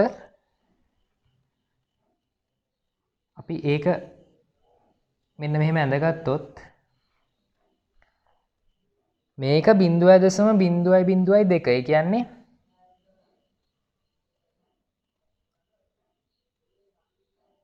0.0.02. මෙතන තමයි තියෙන්නේ. මෙතනට වඩා කියන්නේ මෙතන Z0 නම් Z0ට වඩා අඩු වීමේ සම්භාවිතාවය 0.02. නේ ඒ කියන්නේ Z මේ Z0 sorry Z අඩුයි Z0 සමානයි 0.0.02. මොකද මේ අගයට වඩා අඩු වුණොත් එතන තියෙන සම්භාවිතාවය තමයි මේ තියෙන්නේ. right. එතකොට දැන් අපි හොයාගන්න ඕනේ මෙතන Z අගය. එතකොට දැන් හැමතිස්සෙම අඩු පැත්තේනේ තියෙන්නේ. කියන්නේ දැන් කාලය මෙතන අපිට මේ පැත්තෙන් ලකුණු කරලා Z0 ලකුණු කරලා මේ පැත්ත මාක් කරොත් ඒ එන්නේ Z වැඩි Z0 නේ. ඒ කියන්නේ වොරන්ටි පීරියඩ් එක අපි දෙන්නේ පළවෙනි අවුරුදු ගානටනේ. නැතුව අන්තිම අවුරුදු ගානට නෙමෙයිනේ. ඒකට පළවෙනි අවුරුදු ගාන තියෙන්නේ මේ වම් පැත්තේ. ඒ නිසා වම් පැත්තෙන් තමයි හැමතිස්සෙම පාට වෙන්න ඕනේ. right. ඒතර මෙතන Z අගය හොයන්න වෙන්නේ මෙතන 0.0.02යි. මෙතන සම්භාවිතාවය තමයි ඕනේ වෙන්නේ Z අගය හොයන්න. එතකොට 0.5න් අඩු කරන්න ඕනේ 0.0.02 අගය. 2.0. ඒතර 4.49.80ක් එනවා. කියන්නේ මෙතන 49.80 0.498.0යි. 0.4.498.0යි. එතකොට අපි වගුවේ ගිහිල්ලා බලනවා 0.498.0 කොහෙද තියෙන්නේ? එතකොට 0.498යි බිඳුව තියෙන්නේ 2.88 2.88 එහෙනම් මෙතන z අගේ වෙන්නේ 2.88 ඍණ පැත්තේ තියෙන නිසා ඍණ 2.88 right දැන් z අගේ අපි දන්නවා අපි හොයන්න ඕනේ x අගේනේ නැත්නම් අවුරුදු ගානනේ දැන් අපි z සමානයි x ඍණ mu බෙදීම සිග්මා කියන සූත්‍රයට z අගේ 2.28යි ඍණ කියන එක දාන්න නැත්නම් වැරදි x කියන එක හොයන්න ඕනේ x දන්නේ නැහැ mu කියන්නේ 8.45යි සිග්මා කියන්නේ 2.51යි දැන් මේක සුළු කරාම අපිට ලැබෙන x අගයෙන් කියන්නේ අන්න ඒ අවුරුදු ගාන තමයි එහෙම නැත්නම් අපෙන් ප්‍රශ්නය අහනවා how long should the warranty be කොච්චර කාලයක් වෙන්න ඕනද warranty එක මේකෙන් ලැබෙන උත්තරේ තමයි අපි කියන්න වෙන්නේ. එතකොට ඍණ 2.88 වැඩි කරනවා 2.51 5 එතකොට මෙතන x ඍණ 8.45ක් එනවා. එතකොට x තනි කරාම මේක මේ පැත්තට එනවා. එතකොට මේ ඍණ 2.88 වැඩි කිරීම 2.51 එන උත්තරේ එකතු කරන්න ඕනේ 8.45ක් 8.45. ඒතර ඇත්තටම මෙතන ඍණාගයක් එන්නේ ඒකට මේ 8.45 එකතු වුනහම x වලට එන්නේ 8.45න් මේ ඍණාගය ඒ කියන්නේ මේ අගේ අඩු වුනාම එන ගාන. ඒක සුළු කරලා බලන්න පුළුවන්. එතකොට ඒ ලැබෙන අවුරුදු ගාන තමයි වොරන්ටි එක දෙන්න අවශ්‍ය වෙන අවුරුදු ගාන. ඉතින් ওই විදිහට මේ ප්‍රමත ව්‍යාප්තියේදී සම්භාවිතාවන් අහන්නත් පුළුවන්. එහෙම නැත්නම් සම්භාවිතාවන් දීලා ඒ අදාළ x අගයන් අහන්නත් පුළුවන්. ස්ලයිඩ් එකේ තියෙන exercise 7 ස්ලයිඩ් එකේ ඒක මැනුවල් එකේ නෑ. ඒතර ඒකෙන් කියනවා මේ පයිප් හදන මැනුෆැක්චරර් කෙනෙක් ඉන්නවා. මේ මැනුෆැක්චර් හදන පයිප් වල සාමාන්‍ය විස්කම්භය ඩයමීටර් කියන විස්කම්භය සෙන්ටිමීටර් 10යි සහ ඒකේ වේරියන්ස් එක 0.01යි. මේක normal distribution එකකලු ව්‍යාප්ත වෙන්නේ. ඒතර ඒ කියන විස්තර ලියාගත්තොත් mu සෙන්ටිමීටර් 10යි වේරියන්ස් එක 0.01යි වර්ග සෙන්ටිමීටර්. ඒතර අපි x කියලා හඳුනාගත්තොත් x කියන විචල්යෙන් අදහස් කරන්නේ diameter of pipes සෙන්ටිමීටර වලින්. ඒ කියන්නේ මේ පයිප් වල විස්කම්භය x කියන එක අපි අනිවාර්යෙන් ලියන්න ඕනේ. right දැන් මේක normal distribution එකක තියෙනවලු. මුලින් ලිව්වා normal distribution එක පොදුවේ ඊට පස්සේ ගානට අදාළව mu කියන්නේ 10යි විචලතාවයේ 0.01යි. right පළවෙනියට අපිට කියනවා මේ හදන පයිප් වල tolerance limit එක එහෙම නැත්නම් අපි කියමු ඉඩ දිය හැකි සීමාව කියලා. ඒ කියන්නේ මේකේ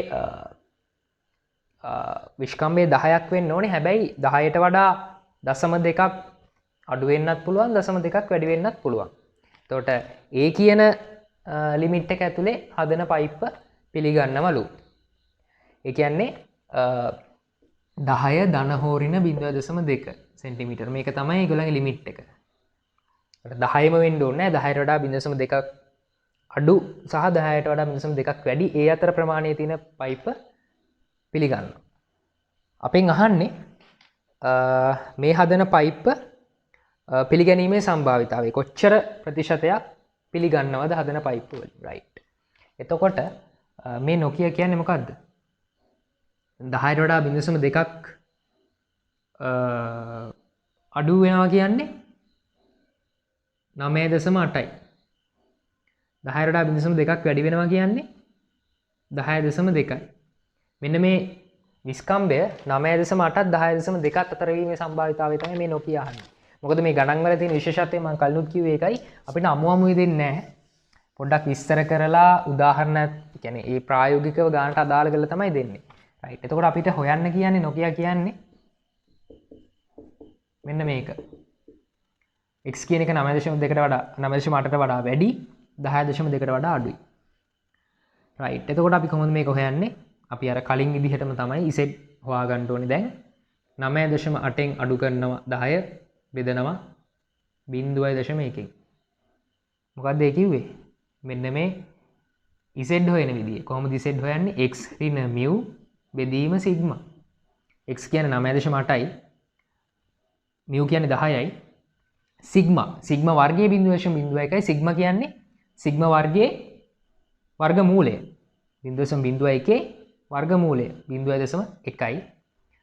මේ පැත්තත් 10.2 ඍණ 10 බෙදීම 0.1. right. එතකොට මෙතන අපිට එනවා ඍණ 0.2ක් ඍණ 0.2ක්. ඒතර ඍණ 0.2 බෙදීම 0.1 කියන්නේ ඍණ 2යි. ඊළඟට මෙතන z අතන ධන දශම 2ක් එනවා. ධන දශම 2 දශම 1කින් බෙදුවාම ධන 2යි. right. දැන් මේකේ සම්භාවිතාවය තමයි හොයන්න ඕනේ. ඒතර අපි අඳිනවා සම්මත ප්‍රමත ව්‍යාප්තිය. ඍණ 2යි ධන 2යි ලකුණු කරනවා. ඍණ 2 ධන 2. දැන් අපිට පුළුවන් වගුවෙන් දෙකට අදාළ අගයන් හොයාගන්න. අපි පාඩ කරන්න ඕනේ අනිවාර්යෙන් අපි හොයන්න ඕනේ ප්‍රදේශයේ. ඒතර මේ ප්‍රදේශයේ සම්භාවිතාවය තමයි හොයන්න ඕනේ. දැන් අපිට වගුව භාවිතා කරලා z දෙකට අදාළ සම්භාවිතාවය එනවා අපිට 0.472ක්. එතකොට මේ දෙකට අදාළ වෙන්නේ ඒ ප්‍රමාණයම තමයි. එතකොට මේ වගේ දෙගුණයක්. එහෙම නැත්නම් මේක ධන ආයි 0.472 කියලා ලියන්නත් පුළුවන්. එහෙම නැත්නම් මේ 0.472 වැඩි කිරීම 2 කියලා ලියන්නත් පුළුවන්. ඒතර අපිට උත්තරේ එනවා 0.954. ඒතර මේක අපෙන් ප්‍රොපෝෂන් එකක් විදිහට අහන්නේ. අපිට පුළුවන් ඒක